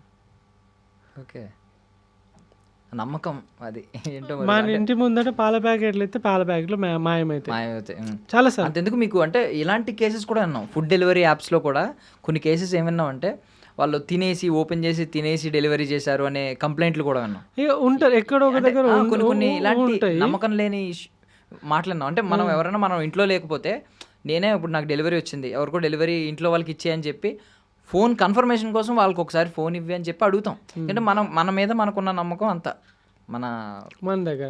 సో మీరు ఆలోచించండి. ఇప్పుడు చెప్పండి, ఇప్పుడు చైనా మనంతనే ఉంటుంది, మన పాపులేషన్ ఎక్కువ అని అంటాం కదా, చైనాలో కూడా పాపులేషన్ ఎక్కువనే ఉంటుంది. భూమి పెద్దదే మనకన్నా, సో ఆల్మోస్ట్. కానీ అక్కడ అందరు జనాలు బతకలేరు, ఉన్న కన్నే కుప్పలుగా బతుకుతారు. ఇప్పుడు ఒక అపార్ట్మెంట్ చూసుకుంటే, ఒక సినిమా థియేటర్ చూసుకుందాం, మనం ఫారెన్ థియేటర్స్ మన థియేటర్స్కి మనము చేసుకుందాం. సో చాలా గలీజ్గా ఉంటాయి. మన ఎట్ ద ఎండ్ పోయే వరకు ఒకడు సీట్ కింద ఉంచుతాడు, డిఫరెంట్గా ఉంటుంది కదా. సో మీరు గమనించండి. సో ఎక్కడ లోపిస్తుంది ఇదంతా అని అంటే ప్రజలు, గవర్నమెంట్. ఇప్పుడు అంటే మన దగ్గర రూల్స్ లేవా అంటే ఉన్నాయి. హెల్మెట్ పెట్టుకోకుండా ఫైన్ అయ్యారా? రోడ్ల మీద ఉంచితే ఫైన్ ఉన్నది, బయట స్మోక్ చేస్తే ఫైన్ ఉన్నది, బయట టాయిలెట్ చేస్తే ఫైన్ ఉన్నది, అడవులలో మంటలు పెడితే ఫైన్ ఉన్నది, లంచం ఇస్తే ఫైన్ ఉన్నది, లంచం ఇవ్వాలని చూసినా లంచం తీసుకున్నా ఫైన్ ఉన్నది, అంతేనా కదా? అన్నిటికీ ఉన్నాయి కదా. కానీ ఎక్కడ భయము ఒక భయం ఉన్నా కూడా సరే చూస్తుంటే వాడు కెమెరా ఉన్నంతసేపు ఒకలా ఉంటాడు, కెమెరా లేకుంటే ఒకలా ఉంటాడు, రైట్? సో ఎక్కడ లోపిస్తుందంటే వ్యక్తులలో, మనుషులలో. నేను ఒక్కడిని పోతే ఏమొచ్చిందిలే, నేను ఒక్కడిని ఉంచితే ఏమొచ్చిందిలే, నా ఒక్క బైక్ ఒక్కసారి ట్రాఫిక్లో కెమెరాలు ఉన్నావంటే నువ్వు 80 స్పీడ్లో పోతావు, కెమెరాలు లేవంటే 130లో పోతావు. పొలిటీషియన్ కొడుకు అయితే నీ ఇష్టం ఉన్నట్టు పోతావు. అంటే ఇక్కడ బయట జపాన్లో నువ్వు సీఎంఏగా, నువ్వు పిఎంఏగా, నువ్వు కోటీశ్వరం, నువ్వు ఎవ్వనివన్నాగా ఒక రెస్టారెంట్లోకి వెళ్ళిపోయినావు అంటే నీకు ఆకలిని చూస్తారు, కడుపులు తిండి పెడితే పోతారు. మన దగ్గర వచ్చే వ్యక్తిని బట్టి అక్కడ రెస్పెక్ట్ మారుతూ ఉంటుంది. అంటే ఆ క్యాడర్ని బట్టి. ఇప్పుడు ప్రతి ఒక్కరు, ఈవెన్ ఇప్పుడు గవర్నమెంట్ ఎంప్లాయ్ అయితేనే బిడ్డని ఇస్తాను ఒకళ్ళు కూర్చుంటారు, లైక్ ఇట్లా ఉంటుంది కదా. అండ్ ఇప్పుడు మన వాళ్ళే ఇంకా బయట దేశానికి పోయి రేసిజం అని, ఈవెన్ మొన్న యూఎస్లో ఒక అతనే అన్నాడు, అంటే ఎందుకు వచ్చిర్రా మీరు, లైక్ వెళ్ళిపోండి అది ఇది అని చెప్పేసి అని అన్నాడు. అంటే మనం దాన్ని అనుకుంటాం రేసిజం అది అని చెప్పేసి అని అనుకుంటాం. పాపం వాడి బాధ ఏంటంటే వాళ్ళ జాబులన్నీ మన తెల్లితోటి మనం అన్నీ కొట్టేసుకొని మనం ఆడ జాగాలు కొని మన రియల్ ఎస్టేట్ కూడా వేసి చేస్తాం. రేసిజం ఇండియాలో లేదా? రేసిజం ఇండియాలో ఉంది బ్రో. ఎట్లా చెప్పాలా? స్కూల్లో మనము క్లాస్లో కూర్చున్నప్పుడు ఇదంతా మనకు నేర్పించక, అరే పొట్టోడా, అరే కర్రోడా, అరే గుడ్డోడా, అరే మెల్లోడా, అరే నత్తోడా, అరే బండోడా, అరే బక్కోడా, ఏం నేర్పిస్తున్నా? డైరెక్ట్ అదే కదా రేసిజం అంటే. లైక్ వాడి యొక్క అవయవ లోపము లేకుంటే వాడి యొక్క లోపాలని, అరే కులపోడా, క్యాస్ట్ విషయంలో రేసిజం, తక్కువడా ఎక్కువడా, రైట్? అంతేనా? డబ్బుల విషయంలో రేసిజం, అరే పేదోడు వాడు, బిచ్చపోడు వాడు, ఆటో తోలుకుంటోడు వాడు, డెలివరీలు చేసేటోడు వాడు, డిగ్నిటీ ఆఫ్ లేబర్ కూడా లేదు కదా. అంటే నువ్వు ఇక్కడ మొత్తం నువ్వు రేసిజం చూపించుకొని అవన్నీ చూపెట్టుకొని ఫారెన్కి వెళ్ళేసి అక్కడ నాకు రేసిజం ఉండొద్దు, నన్ను చూడొద్దు, నన్ను అట్లా అనొద్దు అని అంటే అది ఎట్లా నడుస్తుంది? నువ్వే ఇక్కడ ఎన్నో చూసుకుంటావు. రేసిజం అంతటా ఉంటుంది. మనుషులలో ఉండాలి బ్రో. మార్పు అనేది మనుషులలో ఉండాలి. ఈ దేశం మారాలన్నా, మన ఇల్లు మారాలి అంటే మన ఇంట్లో ఉన్న నాన్న, ఇప్పుడు మీ నాన్న సిగరెట్ తాగడు, మందు తాగడు, మీ అమ్మని కొట్టడు, అక్కను తమ్ముని తిట్టడు, కొట్టడు, బెదిరించాడు, ప్రేమగా చూసుకుంటాడు. సో అప్పుడు నువ్వు నీ పిల్లలకి ఒక డూప్లికేషన్ ఇస్తున్నావు. ఏంటి అని అంటే నాకు వచ్చిన పిల్లల్ని కూడా ఇట్లా ప్రేమగా చూసుకోవాలి. అప్పుడు తండ్రి మీద ప్రేమ, తండ్రి చూపెట్టే డూప్లికేట్ అంటే డూప్లికేషన్ ఏంటంటే ఆయన చేసేది ఈయనకి చూస్తున్నాడు, చూసి నేర్చుకుంటాడు. రైట్. సో ఇక్కడ ఏంటనంటే మరి ఇదే పీపుల్ మనం ఫారెన్ పోతాము, వాడు అన్ని రూల్స్ పెడతాడు, ఆ రూల్స్ని పాటిస్తాం. ఎందుకు అక్కడ పాటిస్తాం, ఇక్కడ పాటించాం? మనమే కదా. మన బిహేవియర్ కూడా ఒక బ్యాంక్లో పోతే ఒకలా ఉంటుంది మనది, హోటల్లో పోతే ఒకలా ఉంటుంది, సినిమా హాల్లోకి ఒకలా ఉంటుంది. బాధ్యత రాహిత్యం అన్నట్టు. సో ఇదంతా మనము చూసారా ఎప్పుడైనా పార్టీ మీటింగ్స్లలో ఫుడ్ పెడితే ఎట్లా కొట్టుకుంటారు? పెళ్ళిలో ఫుడ్ కాడ ఎట్లా కొట్టుకుంటాం మనం, టక్క గిన్నెలు పెట్టి. ఇదంతా ఏంటంటే మనలో మార్పు రావాలి. దేశం చాలా మంచిది మనది, మనకు నేర్పించిన పద్ధతులు, కల్చరు మంచివి, చాలా మంచివి అక్కడ నుండి. కానీ ఎవడో ఒకరు గలీజోడు ఉంటాడు, నేను ఒక్కనే. అప్పుడు ఏమనిపిస్తానంటే, అరే మర్డర్ చేసినోడే మంచోడురా, దొంగతనం చేసినోడే మంచోడురా కాడికి వచ్చినాం మనం లాస్ట్కు. మంచి చేస్తే ఎవరికి నచ్చదు, చెడు అందరికీ నచ్చుతుంది. గోడ కట్టడం చాలా కష్టం, కూలగొట్టడం చాలా ఈజీ. ఏదైనా చెడు చేయడం చాలా ఈజీ. మన దేశం మనమే ట్యాక్సులు కట్టము, మనమే ట్యాక్సులు ఎగ్గొడతాము, అలానే లూప్ హోల్స్ కట్టుకుంటాము, క్యాష్ ఇప్పుడు చాలామంది బిజినెస్ చూస్తాను, వాడు కార్డు యాక్సెప్ట్ చేయడు, లైక్ డిజిటల్ పే యాక్సెప్ట్ చేయడు. ఎందుకంటే అవన్నీ బ్యాంకులో పోతే ట్యాక్సులు తప్పించుకోవాలని క్యాష్ ఏమంటాడు. ఇలాంటివి చాలా ఉన్నాయి. ఇవన్నీ మనము బాధ్యతాయుతంగా ఉన్నప్పుడు మన క్వాలిటీ లైఫ్ క్వాలిటీగా ఉన్నప్పుడు, మనం వేసే ఓటు క్వాలిటీ వ్యక్తులకు వేసినప్పుడు ఆటోమేటిక్గా క్వశ్చన్ చేసే అవకాశం ఉంటుంది. సో దేశం మస్తు డెవలప్ అవుతుంది. సో 2 టాపిక్స్ అయితే ఇందులో బాగా వచ్చినాయి. ఏంటంటే ఒకటి రేసిజం, ఇంకొకటి డిసిప్లిన్. సో ఇప్పుడు మీరు తిరిగిన ఈ అన్ని కంట్రీల్లో రేసిజం లేనిది, అంటే మిమ్మల్ని కూడా ఒక ఇండియన్ సైక్లిస్ట్ వచ్చినప్పుడు చాలా చాలా బాగా గ్రాండ్ వెల్కమ్ చెప్పిన కంట్రీ ఏది? అంటే రేసిజం అయిపోయింది. డిసిప్లైన్డ్, వెల్ డిసిప్లైన్డ్ కంట్రీ అంటే ఏం చెప్తారు? ఈ 2 కంట్రీలు చెప్పండి. వెల్ డిసిప్లైన్డ్ కంట్రీ అంటే Japan and South Korea and China. రూల్స్ని కరెక్ట్గా పాటించడం కానీ, ఇప్పుడు నీకు తెలుసా వేరే కంట్రీస్లో కూడా ట్రాఫిక్ ఉంటుంది, కానీ జామ్ అవ్వదు, మూవ్ అవుతూ ఉంటుంది. ప్రతి కంట్రీస్లో ట్రాఫిక్ ఉంటుంది కానీ జామ్ అవ్వదు. ఒకవేళ యాక్సిడెంట్ జరిగితే జామ్ అవుద్ది, కానీ మెల్లిమెల్లిగా మూవ్ అవుతూ ఉంటుంది. ఇండియాలో ఏమవుతుంది అంటే మూవ్ అవ్వదు, జామ్ అవుతుంది. ఎందుకు జామ్ అవుతుంది అంటే చెప్తా. చౌరస్తాలో ఇటు పోయేటివి ఓకే, అట్లకెళ్ళి ఇటు వచ్చేటివి ఉంటాయి, ఇటు వచ్చేవి ఉంటే ప్రాబ్లం ఏం లేదు, అటు ఇటు పోతాడు. కానీ అటు పోయేటోడు ఇటు పోవాలి, ఇటు పోయేటోడు ఇటు పోవాలి. ఇక్కడ ఏమవుతుందంటే ఎవడు చూస్తలేని సర్రని ఒకడు వస్తాడు, పెడతాడు. ఇట్లా పోయేటోళ్ళు అందరూ వాడు పోయేదాకా ఆగాలి, అక్కడ సిగ్నల్ పడుతుంది. వాడు పోయేలోగా మళ్ళీ సిగ్నల్ క్లోజ్ అయిపోద్ది. నేను ఇప్పటిదాకా వెయిట్ చేసిన వీడియో బట్టి వాడైనా ఎవడు చూస్తాడు అని చెప్పేసి ఆటో వాళ్ళు ఉంటారు. నా సామి రంగా అమ్మో భయం అయితే ఆటోలు పక్కపండి సైక్లింగ్ చేయాలన్నా, నాకు అప్పుడు బండి తోలాలన్నా కూడా ఇట్లా మంచిగా పోతాడు, ప్యాసింజర్ రఫ్ని ఇటు తిప్పుతాడు, వెనుకోడు గాలిలో కలిసిపోయినా పర్లేదు. అంటే అందరు అలా ఉండరు. సో లైక్ దీనివల్ల నేను కూడా అంటే లెఫ్ట్ వెహికల్ వెళ్ళడానికి కూడా సమ్టైమ్స్ ఎలా అనిపిస్తుంది అంటే ఈ ఆటో ఫార్ములా కొంతమందికి మాత్రం అప్లికబుల్. ఎక్కించుకున్నప్పుడు వాడు ఒక లారీలో ఫీల్ అవుతాడు, అంటే 10 మందిని 11 మందిని ఎక్కించుకుంటాడు. వెళ్ళేటప్పుడు మాత్రం ఒక బైక్లా ఫీల్ అవుతాడు, ఎందుకంటే లెఫ్ట్లో ఎంత సందు ఉన్నా పర్లేదు దానిలో దూరిపోతాడు. అమ్మో నాకు మొన్న వడోదర పోయినప్పుడు అయితే నాకు భయం అయింది. వాడు ఎట్లా దారుణంగా నడుపుతున్నారు వాళ్ళు. సో అట్లా ఇక్కడ కూడా చూసిన నేను, నడుపుతారు మన వాళ్ళు. ఈ హైదరాబాద్లో కానీ ప్రతి ఒక్క ప్లేస్లో ఉన్నారు. లైక్ అపరిచితుడు సినిమాలో ఎట్లయితే వాడికి కోపం వస్తే నాకు కూడా అట్లే కోపం వస్తుంది. భయం అవుతుంది నాకు బండి నడపాలన్న. ఇప్పుడు అన్ని కంట్రీస్లో 2.5 సంవత్సరాల దాకా బయట ఉండి తోలుకుంటూ వచ్చినా కదా, సడన్గా హైదరాబాద్లో బండి తీసిన తర్వాత నాకు లైక్ భయం అవుతుంది. వాళ్ళంటే స్ట్రైట్గా పోతారు, ఇట్లా పిచ్చి పిచ్చిగా టక్కున టర్న్ చేసి ఇవేమి ఉండవు కదా మ్యాక్సిమం, చాలా వరకు ఆ లైన్లోనే పోతారు కదా. ఇక్కడికి వచ్చిన తర్వాత ఇట్లా పోతాను నేను, అదే టక్కున ఒకటి నడపగానే పోయి వెనకకి వెళ్ళి గుద్దిన, బ్రేక్ వేసిన, దగ్గరికి పోయి ఆగి ఇట్లా టన్ మని సౌండ్ వచ్చింది. గుర్తుపడి సౌండ్ వాడు పట్టించుకుంటలేడు, వాడిదే. అమ్మ ఇంకా దారుణం. ఇప్పుడు వేరే కంట్రీలో యాక్సిడెంట్ అయిపోయింది అనుకోండి, వాడు ఏం చేస్తారంటే బండ్లు అక్కడ ఆపుతారు, పక్కకు తీస్తారు, పోలీసు వాళ్ళు వస్తారు, పోలీసు వాళ్ళు వచ్చిన తర్వాత ఆ ఇన్సూరెన్స్ క్లెయిమ్ చేసుకొని వెళ్ళిపోతారు. ఇక్కడ నువ్వు పోయి ముందట ఉన్న కారు ఆటోని గుద్దినావు అనుకో, వాడు ఒక బూత్ తోటి బయటకు వచ్చి నీ గల్లా పట్టుకొని పట్ట కొట్టి తీ పైసలు అంటాడా లేదా? అవును, లీగల్గా ఒక వే ఉంది కదా, మరి అది ఫాలో అవుతారా? అవరు. ఎందుకంటే వీడాలే ఉంటాడు, ఆడాలనే ఉంటాడు. సో ఇదంతా ఏంటి అని అంటే జామ్ అవుతుంది అని అంటే ఇట్లా వచ్చి అన్ని సైడ్లలో ఇట్లా పోతారు. దానివల్ల అందరికీ లేట్ అవుతుంది. ఒక్క 2 నిమిషాలు ఆగితే పోతుంది కదా అది. సో మీ రేసిజం లేకుండా మిమ్మల్ని బాగా ఆహ్వానించింది, చేతులు చాచి రేసిజం ఎక్కడ లేదు. అంటే రేసిజం అంటే ఉండొచ్చు వేరే పీపుల్, అంటే ఎంతైనా కొంచెం ఈ పార్షియాలిటీ ఉంటుంది. మన వాళ్ళు పరాయవాడిని కొంచెం పరాయవాళ్ళకే చూస్తారు కొన్ని చోట్ల. అదేం లేకుండా ఒక ఇండియన్ సైక్లిస్ట్ వస్తే అన్ని కంట్రీస్ చాలా బానే ప్రేమగా చూసుకున్నా. ఏంటంటే అది కారణం ఏంటంటే నేను సైక్లిస్ట్ని కాబట్టి, నేను ఎక్కడ నుండో సైక్లింగ్ దొక్కుంటూ వస్తున్నా కాబట్టి ఆ రెస్పెక్ట్ ఉంటుంది, ఆ క్యూరియాసిటీ ఉంటుంది. నార్మల్గా జనరల్గా పోతే నాకు కూడా రేసిజం కనపడవచ్చు.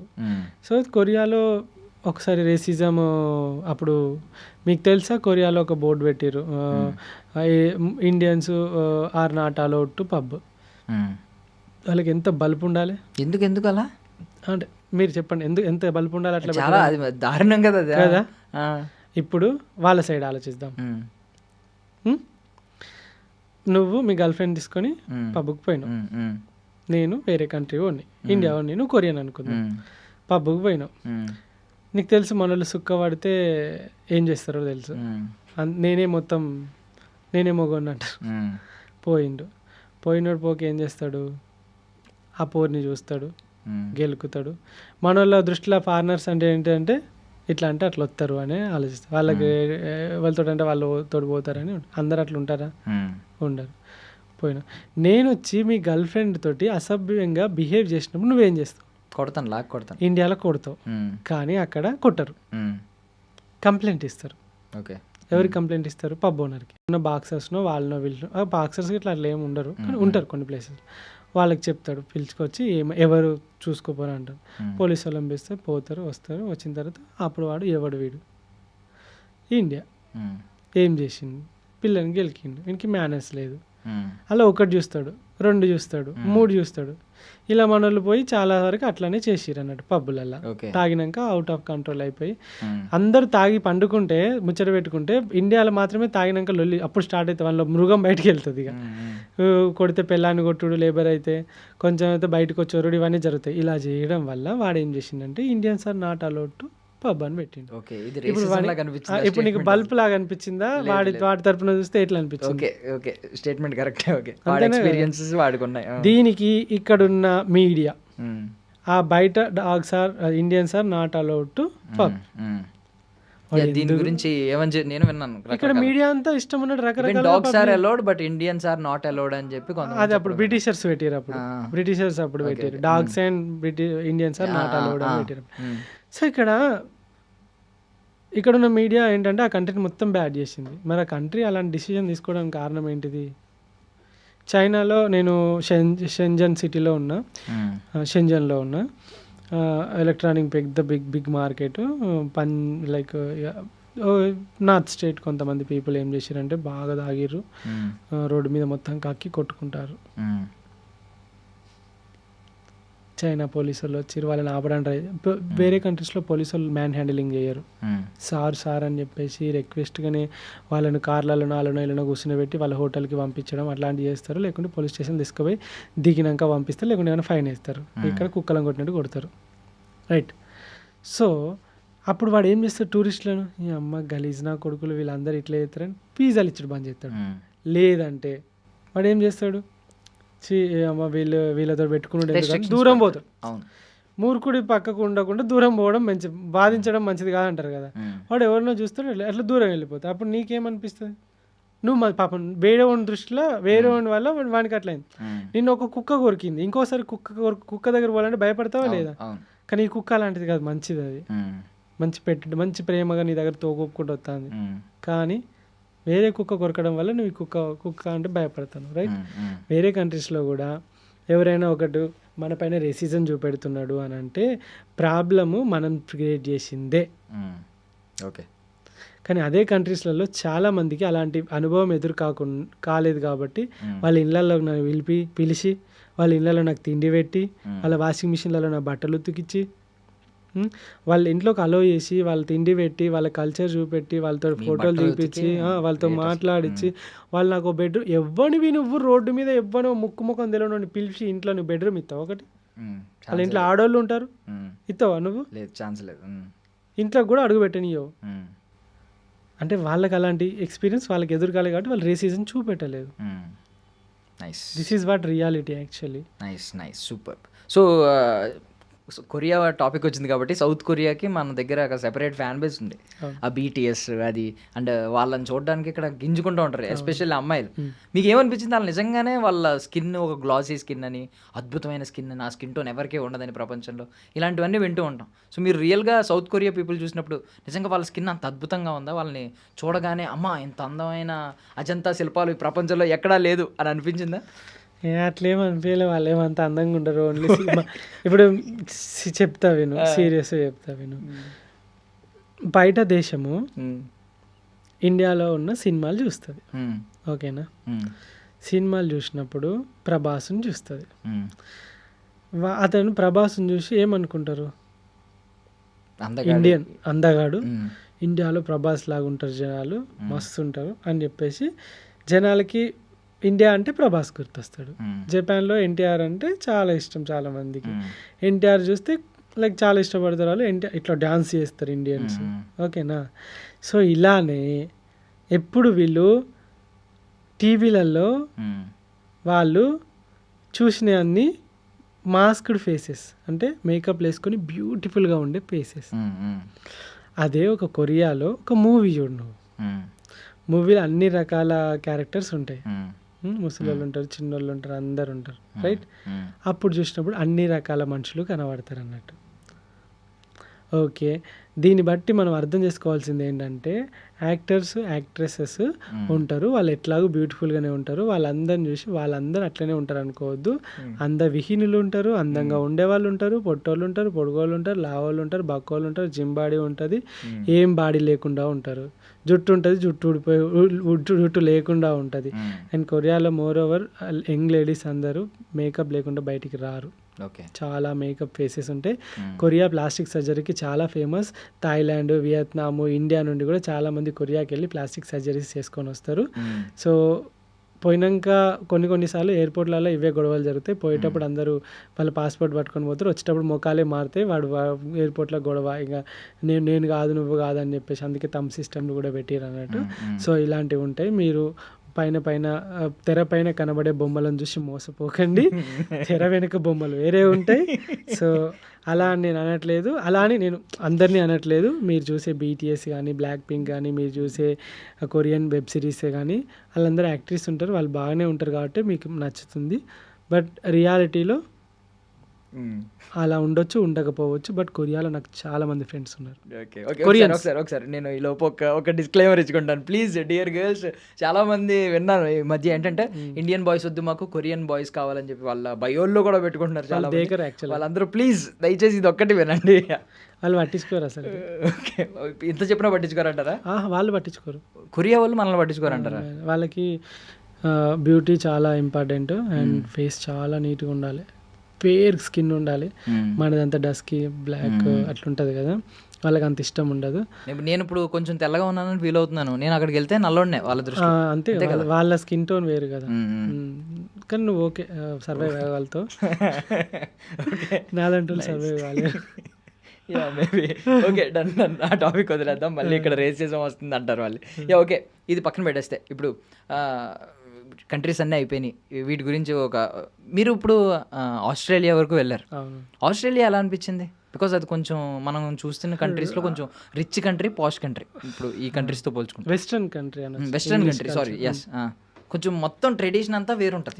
ఈవెన్ మన ఇవన్నీ కూడా ఏషియన్ కాంటినెంట్స్లో ఉన్న కంట్రీలు కాబట్టి ఇప్పుడు చైనా, శ్రీలంక కావచ్చు, ఇలాంటివి థాయిలాండ్, ఇవన్నీ కొంచెం మనకి సిమిలర్గా ఉండొచ్చు. బట్ ఆస్ట్రేలియా అనేది కంప్లీట్ వెస్టర్న్ కంట్రీ. సో దాని ఎక్స్పీరియన్స్ ఏంటి? ఆస్ట్రేలియాలో చూసుకుంటే ఇప్పటివరకు నేను ఎక్స్ప్లోర్ చేసిన ఏషియన్ కంట్రీస్ అన్ని కల్చర్ అంతా సిమిలర్ టు ఇండియా ఉంటుంది.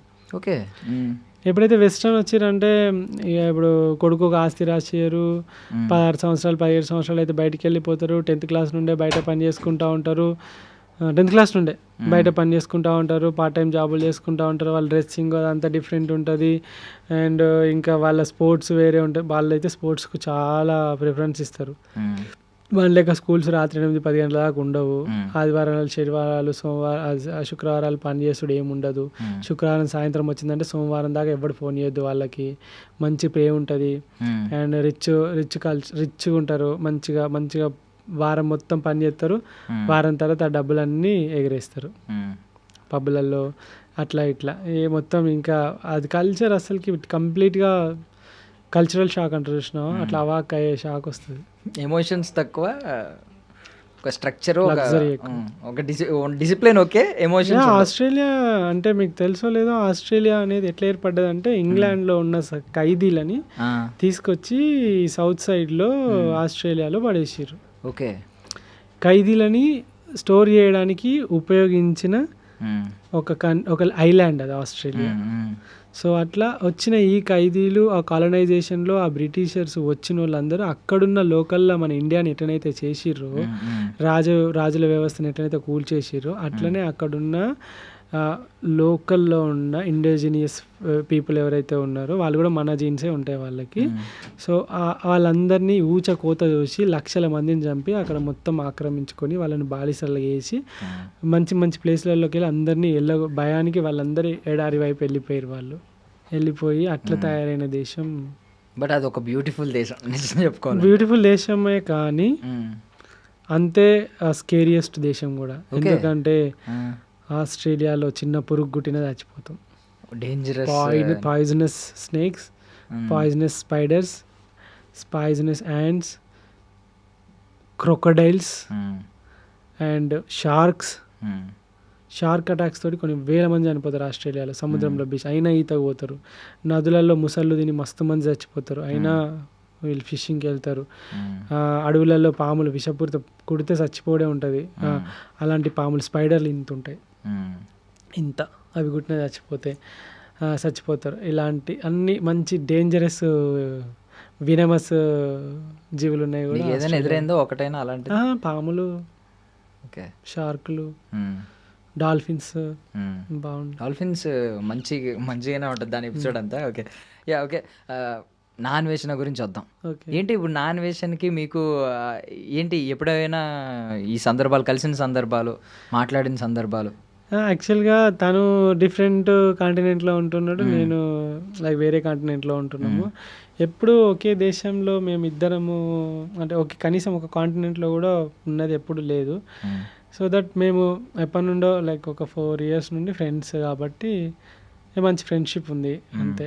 ఫ్రెండ్షిప్ అంతే, నథింగ్, ఇంకేం లేవు. బట్ ఒక మంచిగా అభిమానిస్తాడు. సో నేను చేసే రైడ్ ఏదైతే ఉందో తను దానికి రెస్పెక్ట్ ఇస్తాడు. సో దట్ చూస్తాడు, తను వ్యూస్ కోసం కాకుండా, ఏదో పైసల కోసం కాకుండా జెన్యున్గా ఈ అబ్బాయి చేస్తున్నాడు సో అని చెప్పేసి తను అప్రిషియేట్ చేస్తాడు. ఓకే, మనోడు జర్నీ మీకు ఎలా అనిపిస్తూ ఉంటుంది?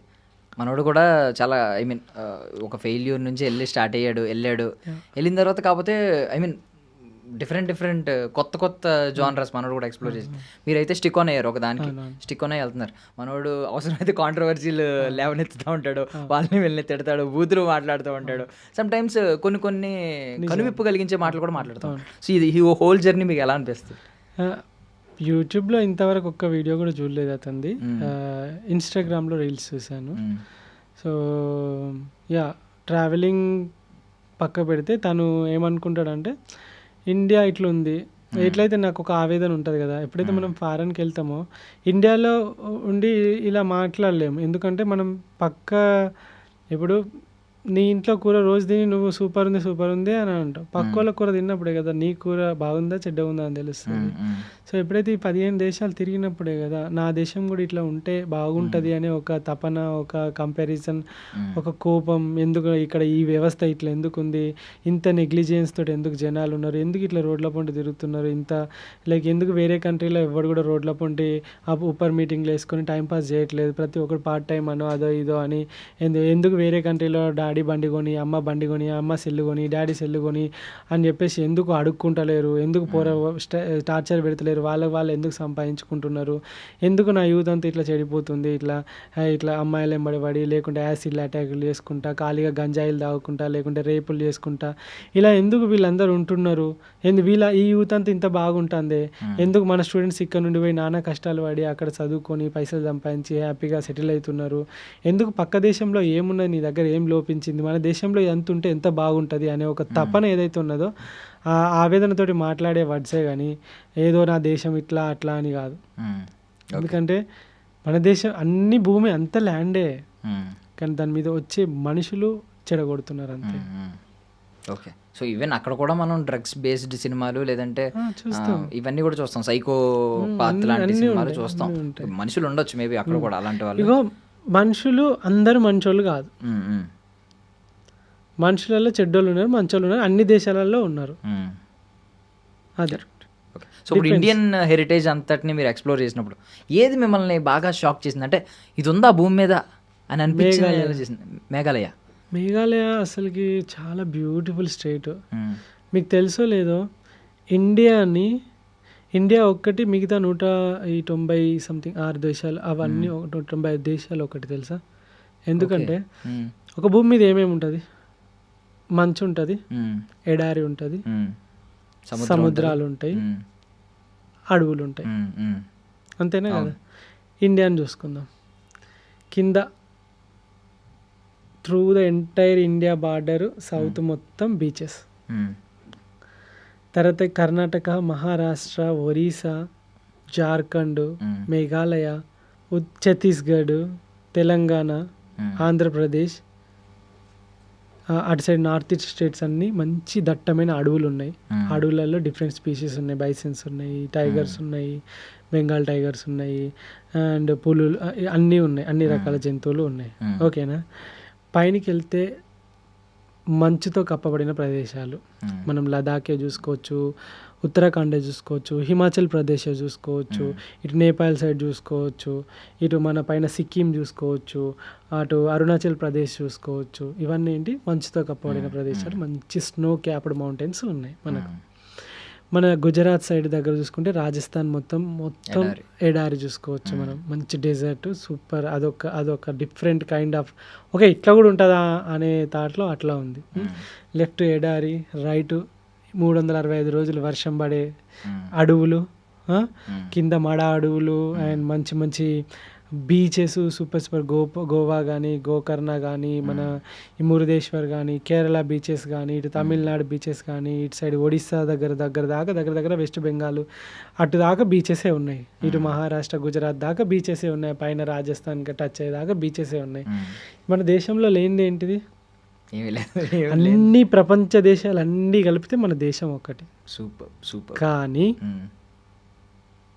మన దేశంకి టూరిజం తక్కువ. ఎందుకు? Because of people. మన దానిలో ఒక ముద్ర పడిపోయింది, గలీజ్గా ఉంటారు, స్లమ్ ఎక్కువ ఉంటుందని. ప్రతి యూట్యూబర్ వచ్చి స్లమ్ చూపెట్టిపోతున్నాడు, ఫారినర్స్, రైట్? అండ్ ఇంకొకటి ఏంటంటే మోసాలు చేయడం, సేఫ్ అండ్ సెక్యూరిటీ. నన్నే రాబరీ చేసిండు. మీరు బయట దేశాల్లో ఒక్కసారి కూడా ఏం జరగలేదు నాకు. ఇక్కడే మన బ్రెజిలియన్ అమ్మాయి వస్తే ఆమెని చంపేసారు. మన యూరోప్ అమ్మాయి అక్కడ ఎంపీ సైడు, బ్రెజిలియన్ కపుల్ వస్తే ఇద్దరు క్యాంప్ వేసుకుంటే పాపం రాత్రి వాడిని కొట్టి ఆమెను 4-5 కలిసి బీహార్ సైడ్ అటు సైడ్ రేప్ చేసేసారు. ఈ వీడియో ఇంటర్నేషనల్ అయింది. కొన్ని లక్షల మంది వచ్చేటోళ్ళు ఎందుకు అలాంటి కంట్రీకి పోవడం ఎందుకు అని క్యాన్సల్ చేసుకుంటారు. దీనివల్ల మనకే దెబ్బ టూరిజంకి. మన దగ్గర ఒకసారి ఆలోచిస్తే బాత్రూమ్స్కి వెళ్ళాలనుకుంటే సడన్గా నువ్వు ఇప్పుడు రోడ్డు మీద పోతున్నావు, నీకు బాత్రూమ్ టాయిలెట్ అర్జెంట్ అయింది, నువ్వు చూస్తే ఎక్కడ కనబడదు, ఎత్తుక్కోవాలి. పెట్రోల్ పంప్సా లేకుంటే కాంప్లెక్సెసా అదే అవి చూసుకోవాలి. పబ్లిక్ టాయిలెట్స్ చాలా తక్కువ మన దగ్గర. అండ్ హోటల్స్లో కూడా శానిటైజేషన్ ఉంటుంది కదా, క్లీన్లీనెస్, నీట్నెస్, వేసుకునే బెడ్స్ పైన మరకలు, అది కూడా బగ్స్ చిన్న చిన్నవి ఇవన్నీ ఉండడం, అంటే క్వాలిటీ చాలా తక్కువ ఉండడం, ఇవన్నీ ఫారినర్స్ వస్తే చాలా హైజెనిక్గా ఉంటారు వాళ్ళు, అంటే వాళ్ళ కంట్రీస్లో అంత స్టాండర్డ్స్ మెయింటైన్ చేస్తారు. మన దగ్గరికి వచ్చేవరకు వాళ్ళకి చూసినప్పుడు ఎందుకులే ఒక పేద దేశానికి పోవడం ఎందుకు అన్నంత ఫీల్ వస్తారు. మనది చాలా రిచెస్ట్ కంట్రీ కదా. సో నేను ఏమంటా అంటే మనం ఎట్లనైతే బయట దేశాలు పోయి తిరుగుతున్నారో అన్ని దేశాలలో వచ్చి మన దేశం యొక్క గొప్పతనం, మన ఆర్కిటెక్చర్, మన గుళ్ళు అసలుకి ఎట్లుంటే అసలు మన గుళ్ళు, మన వరంగల్ సంబంధించిన రామప్ప కానీ, 1000 స్తంభాల గుడి కానీ, ఈ భద్రకాళి మాత భద్రకాళి మాత చాలా టెంపుల్స్ ఉన్నాయి ఇప్పుడు వరంగల్లో కానీ, ఇప్పుడు హైదరాబాద్లో కానీ, హంపి కానీ, ఇప్పుడు ఆంధ్రప్రదేశ్లో కానీ, మన సంస్కృతి, మన కాకతీయ రాజులే కానీ, మన దేవరాయలు కానీ, ఇలాంటి ఎన్నో అసలు అంతుపట్టని ప్లేసెస్ తెలుసా. ఇప్పుడు ఒక్కొక్క పురాతన కట్టడాలు కట్టిన ఇంతవరకు పగిలిపోలేదు, చాలా స్ట్రాంగ్ ఉన్నాయి. అప్పుడు కట్టిన మన రాజులు కట్టిన వందల వేల సంవత్సరాల క్రితం ఉన్నాయి. ఇప్పుడు కట్టిన బిల్డింగ్కు పర్రెలు వాస్తున్నాయి, అంటే రంధ్రాలు ఇట్లా చీరికలు వాస్తున్నాయి. అప్పుడే ఎంత టెక్నాలజీగా వాడిర్రు వాళ్ళు, ఎంత గట్టిగా కట్టిర్రు. అంత పైకి రాయి ఎట్లా తీసుకుపోయారని ఇప్పటికీ పరిశాన్ అవుతాం. అంత పెద్ద రాయి ఏనుగుల ద్వారా అప్పట్లో వాళ్ళు తీసుకుపోయారు కదా. సో నేను ఏమంటా అంటే మన దేశం కూడా అట్లా మంచిగా ట్రావెలింగ్ అవన్నిటికీ ఉంటే స్కోప్ ఎక్కువ ఉంటుంది. ఫారినర్స్ కూడా వాళ్ళు వచ్చి ఇక్కడ కూడా సెటిల్ అయితే బాగుంటుంది కదా, వాళ్ళకు కూడా ఇలాంటి అవకాశం కనబడాలి కదా దేశంలో. సో ఈ పొలిటీషియన్స్ కానీ, ఈ సిస్టమ్ కానీ, ఇదంతా కరెక్ట్గా ఎలాంటి పొల్యూషన్ లేకుండా, ఎలాంటి ఏమంటారు ఇది ఈ కల్తీ లేకుండా, మంచిగా క్వాలిటీ ఆఫ్ కన్స్ట్రక్షన్సే కానీ, బ్రిడ్జిలు కడితే కూలిపాయి, ఫ్లైట్లు కూలిపాయి, చాలా వరకు ఇట్లా జరుగుతున్నాయి కదా. ఇవన్నీ స్ట్రాంగ్గా ఉంటే ఎంత బాగుంటుంది అని నాకు అనిపిస్తుంది. సో కాబట్టి ఇండియా కూడా అట్లా బాగుపడుతుంది, ఎంత బాగుంటుంది. అంటే ఇప్పుడు ఎంత రుచికరమైన వంటకం ఉన్నా వడ్డించేవాడు దరిద్రంగా ఉంటే మనం వేసుకోం. అటు సరిగ్గా వడ్డించకుండా మొహం ఎలా పెట్టుకుని వేసాడు అనుకోండి, మనమే తినం. సో అదే జరుగుతుంది ఇక్కడ. మంచి ప్రేమతో పెడితే గొడ్డు కారమైనా కూడా తీయ ఉంటుంది. అదే ఇప్పుడు మన దగ్గర మంచి మంచి ప్లేస్లు ఉన్నా కూడా మన పీపుల్ చేసే కొన్ని మిస్టేక్స్ వల్ల, లేదంటే కొంచెం క్వాలిటీ మెయింటైన్ చేయకపోవడం వల్ల, లేదంటే బిహేవియర్ వల్ల, వీటి వల్ల కొంచెం టూరిజం దెబ్బతింటుంది. సో అది మెరుగైతే మన దగ్గర అద్భుతమైన tourism. Safety first, safety first. వాళ్ళు సేఫ్టీ ఫీల్ అవుతారు, సేఫ్టీ కోరుకుంటారు ఎవరు వచ్చినా కూడా. నీ కడుపు మోషన్స్ అయినా లేకుంటే నీ శానిటైజేషన్ అది ఇది లేకుండా అడ్జస్ట్ చేసుకుంటావు, కానీ ప్రాణమే ఉండదంటే కరెక్ట్ రానే రావు కదా. అది సో పరుగు సినిమా చూసుంటారా? పరుగు అని ఒక సినిమా వచ్చింది అల్లు అర్జున్. అందులో జయసుధ గారు ఒక డైలాగ్ ఉంటుంది అనమాట, అల్లు అర్జున్ గారిని అంటది, ముడ్డికిని చక్రాలేసిన పుట్టేదా అని. సో మీరు అలాగే ఉంటారు బేసికల్లీ. ఇప్పుడు కొంచెం పాజ్ తీసుకున్నారంటే ఏదో పెద్ద రూట్ మ్యాప్ రెడీ చేసుకుంటున్నారు. నెక్స్ట్ ఎక్కడికి అయితే ఏంటి అని అంటే, ఒక తుఫాన్ ముందు ఎట్లయితే ప్రశాంతంగా ఉంటుంది అంటారు కదా. సో ఏంటంటే ఈ పీరియడ్ వచ్చేసి ప్లానింగ్. ఈ ప్లానింగ్ ఏంటంటే ఇప్పుడు మనం వెళ్ళాలంటే రేపే వెళ్ళొచ్చు, కానీ ఆ కంట్రీకి వెళ్ళడానికి ఏం కావాలి, వీసా కావాలి. ఆ వీసాస్ అన్నిటికీ ఒక్కొక్క దానికి ఒక్కొక్క క్రైటీరియా ఉంటుంది. సో డబ్బులు మెయింటైన్ చేయడం కానీ, అకౌంట్లో స్టేట్మెంట్ ఆఫ్ పర్పస్ రాయడం కానీ, హోటల్ బుకింగ్స్ చూపెట్టడం కానీ, రోడ్ మ్యాప్ చూపెట్టడమే కానీ, ఫ్లైట్ బుకింగ్స్ చూపెట్టడం కానీ, ఏ కంట్రీలో ఏ సీజన్లో ఉండాలి, ఇప్పుడు కొన్ని కంట్రీస్ ఉంటాయి -30-40 ఉంటాయి, ఆ కంట్రీలో నువ్వు రైడే చేయలేవు, రోడ్లు మొత్తం బ్లాక్ అయిపోయి ఉంటాయి స్నో తోటి. సో కాబట్టి ఏ కంట్రీలో ఏ టైంలో ఉండాలి. ఇప్పుడు ఎడారి గల్ఫ్ కంట్రీస్ ఉన్నాయి, ఎడారిలో ఎండాకాలం చేయలేము అసలుకి. అండ్ ఇంకొకటి మనకి ఎండాకాలం ఉంటే వాళ్ళకి చలికాలం ఉంటుంది, వాళ్ళకి వానాకాలం ఉంటుంది, వాళ్ళకి వేరే కాలం ఉండొచ్చు. ఇవన్నీ చూసుకొని ఇవన్నిటి కంట్రీలకు వీసాలు వేసుకొని ముందే ఒక ప్లానెడ్ అంటే ఆ కంట్రీ సీజన్స్ అవేమో చూసుకొని ఆ వీసాలని అప్లై చేస్తున్నా.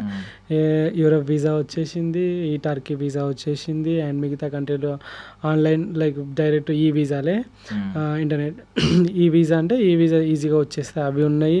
ఇవన్నీ చూసుకోవడానికి కోసం ఈ గ్యాప్ అండ్ రూట్ మ్యాప్లు అవన్నీ చూసుకొని ప్లానింగ్ అండ్ కావాల్సిన సామాన్లు, ఆ కంట్రీలో ఎలాంటి వస్తువులు కావాలి, ఎలాంటివి అయితే సర్వైవ్ అవుతాం, ఆ కంట్రీ రూల్స్ ఏంటివి, ఆ కంట్రీ ఫుడ్ ఏంటిది, అక్కడ మెడిసిన్ ఎట్లుంటుంది, దానికి ఇన్సూరెన్స్లు ఏంటివి, ఇవన్నీ చూసుకొని దీని వెనకాల ఒక యుద్ధమే ఉంటుంది. ఆ యుద్ధం జరుగుతుంది, ఇప్పుడు అయిపోయింది, సెట్ అయిపోయింది.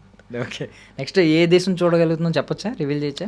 చెప్పొచ్చు. ఇప్పుడు నెక్స్ట్ వచ్చేసి India to England ride start చేయబోతున్నా. ఇప్పుడు వచ్చే కంట్రీస్ ఏంటంటే ఫస్ట్ ఇండియా నుండి ఫస్ట్ ఫ్రాన్స్కి వెళ్ళిపోతా. ఫ్రాన్స్ నుండి ఈ యూరోవెలో 6 అని చెప్పేసి ఒక రోడ్ ఉంటుంది. ఆ రోడ్ 7 కంట్రీలో ఏమో దాటుకుంటూ బల్గేరియాకి వస్తుంది.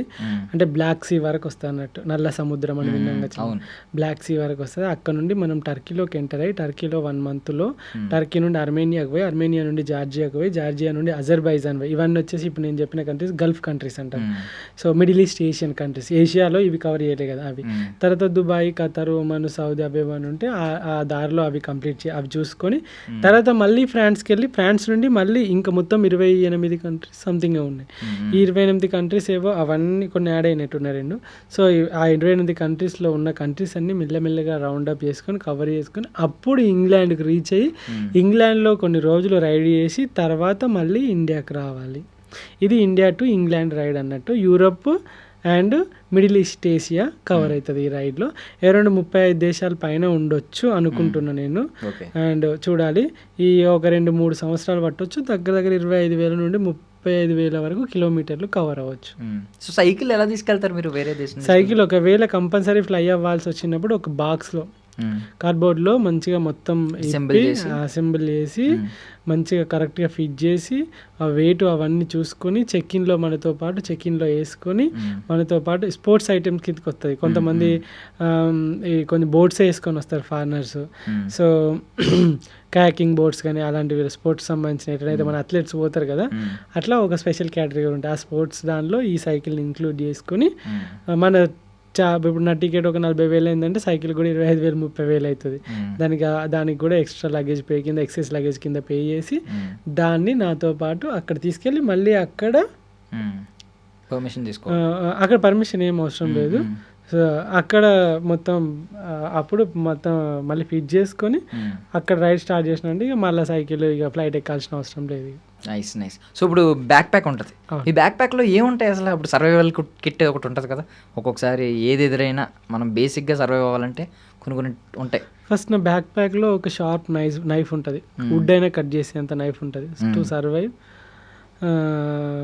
అన్నట్టు అది. సో యానిమల్స్ కానీ ఏమన్నా వస్తే ఒకవేళ నేనే చచ్చిపోయే సిచ్యువేషన్ వచ్చినప్పుడు వాటి చంపేయడం, ఇంకా అంతకన్నా ఈవెన్ మనుషులైనా అంతే తప్పదు. ఇంకా అదొకటి ఉంటుంది. అండ్ తర్వాత కెమెరాస్ అన్నీ ఇక్కడ బ్యాక్ ప్యాక్లలోనే ఉంటాయి, ముందట అవైలబుల్లో ఉంటాయి. టక్కున వీడియోస్ తీసుకోవడానికి, లేకుంటే ఛార్జింగ్ పవర్ బ్యాంకులు ఉంటాయి, పాస్పోర్ట్ ఉంటుంది, పర్స్ ఉంటుంది, క్యాష్ ఉంటుంది, ఎమర్జెన్సీగా వాటర్ ఉంటాయి, అందులో ఫుడ్ ఉంటుంది, torch lights, food like food ఏమైనా లైక్ ఏమంటారు చిన్నగా ఇన్స్టంట్ ఎనర్జీ ఇచ్చే ఏమైనా ఫుడ్ లాంటిది ఏమైనా ఉంటే అది ఉంటుంది. ఇవే ఉంటాయి బ్యాక్ ప్యాక్లో. ఇంతవరకు అయితే ఫస్ట్ ఎయిడ్ కిట్ ఎప్పుడు క్యారీ చేయలేదు, అలాంటి అవసరం ఏం పడలేదు. మెడిసిన్ కూడా ఇంతవరకు ఎప్పుడు క్యారీ చేయలేదు, అలాంటి అవసరం అయితే ఏం పడలేదు. సూపర్, అదృష్టం చాలా. ఐ మీన్ మీకు అయినా ఒక నమ్మకం ఉంది, ఎవడొకడు ఉంటాడు అక్కడ ఆదుకోవడానికి కూడా, ఎవడొకడు వస్తాడు ఏం జరిగినా అని చెప్పి. రెగ్యులర్గా మనము సైక్లింగ్లో ఉంటాం కాబట్టి మన ఇమ్యూనిటీ చాలా స్ట్రాంగ్గా ఉంటుంది. ఇన్ని వెదర్లకు తట్టుకున్నాం కదా, కొత్త వెదర్ ఏముండదు, ఇక అన్నీ అలవాటు అయిపోయినాయి. ఏదైనా ఒక ప్రత్యేకమైన థింగ్ ఏదైనా ఉంటుంది మీ బ్యాక్ ప్యాక్లో, అది ఎవరి దగ్గర ఉండదు, ఏదైనా కొన్ని సెంటిమెంట్ కింద క్యారీ చేయొచ్చు అట్లా అంటారా? వినాయకుడు ఉంటాడు. ఎందుకంటే ఒక ఫ్రెండ్ ఇచ్చిండు ఉండమని, దగ్గర ధైర్యంగా ఉంటుందని అట్లా ఉంటారు. అన్ని కెమెరాలు ఈ లొల్లే ఉంటుంది, అసలు ఏముండదు అలా. కెమెరాలు, డబ్బులు, ఇవే అమ్మో అవి పెద్ద తలనొప్పి. నేను లైక్ అంత స్పెషల్గా అంటే ఇంకా ఫిల్టర్ ఉంటుంది, వాటర్ ఫిల్టర్, ఇట్లా డైరెక్ట్ మురికి నీళ్ళలో కూడా ఫిల్టర్ వేసుకొని తాగొచ్చు, అది ఒకటి ఉంటుంది. సో డైరెక్ట్ వాటర్ లేనప్పుడు తాగొచ్చు. ఎక్కువ ఇబ్బంది ఫుడ్ గురించి ఉండదు కానీ ఫుడ్ ఐటమ్సే ఉంటాయి. సో ఇప్పుడు పెళ్లి టాపిక్ వస్తే ఏంటి, మీలాగే వాళ్ళు కూడా ఇప్పుడు మీకు వచ్చే అమ్మాయి కూడా ప్రపంచాలు తిరిగే ఆలోచన ఉన్న అమ్మాయినే చేసుకుంటారా? అలాంటిది ఏమన్నా ఉందా ఇంట్లో? అట్లేం లేదు బ్రో, చూడాలి. ఇక అట్లనే ఏం కాదు, మనలాంటి వాళ్ళని చేసుకోవద్దు బ్రో. ఎందుకు? అప్పుడు ఇంట్లో ఎవరు ఉంటారు? సో ఎప్పుడైతే మనకు ఆపోజిట్ ఫ్యాషన్ ఉన్న వాళ్ళని చేసుకున్నాను అనుకో, రెండు సెట్ అయితే అట్లయితే మంచిగా ఇంట్లో ఫ్యామిలీ అంతా చూసుకుంటా. నువ్వు తిరిగా నేను తిరిగా నాకే దిక్కులేదు, నీకేడికెళ్ళి పెట్టాలి అన్నట్టుంటుంది అన్నట్టు. సూపర్. సో అన్నారు కదా ఇది ఇప్పుడు ఇది ఒక జర్నీ యాక్చువల్లీ, ఇది ఒక సినిమా వాల్యూమ్ 1. సో ఇప్పుడు ఎలాగో ఇప్పుడు కూడా మన ఇంటర్వ్యూకి 3 డాట్లు పెడుతున్నాం. మళ్ళీ మీరు నెక్స్ట్ అంటున్నారు కదా ఇండియా టు ఇంగ్లాండ్, సో అది అయిపోయిన తర్వాత మళ్ళీ మీరు రావాలి మాతో, మళ్ళీ టైం స్పెండ్ చేయాలి. ఆ డాట్లు ఇలా కంటిన్యూ అవుతూ ఉంటుంది. మన జర్నీ కూడా, మన ఇంటర్వ్యూ జర్నీ కూడా కంటిన్యూ అవ్వాలని నేను మనస్ఫూర్తిగా కోరుకుంటున్నాను. I wish you all success brother. Thank you very much. Thank you so much for your valuable time. Thank you. That's all for now. This is Darshan signing off.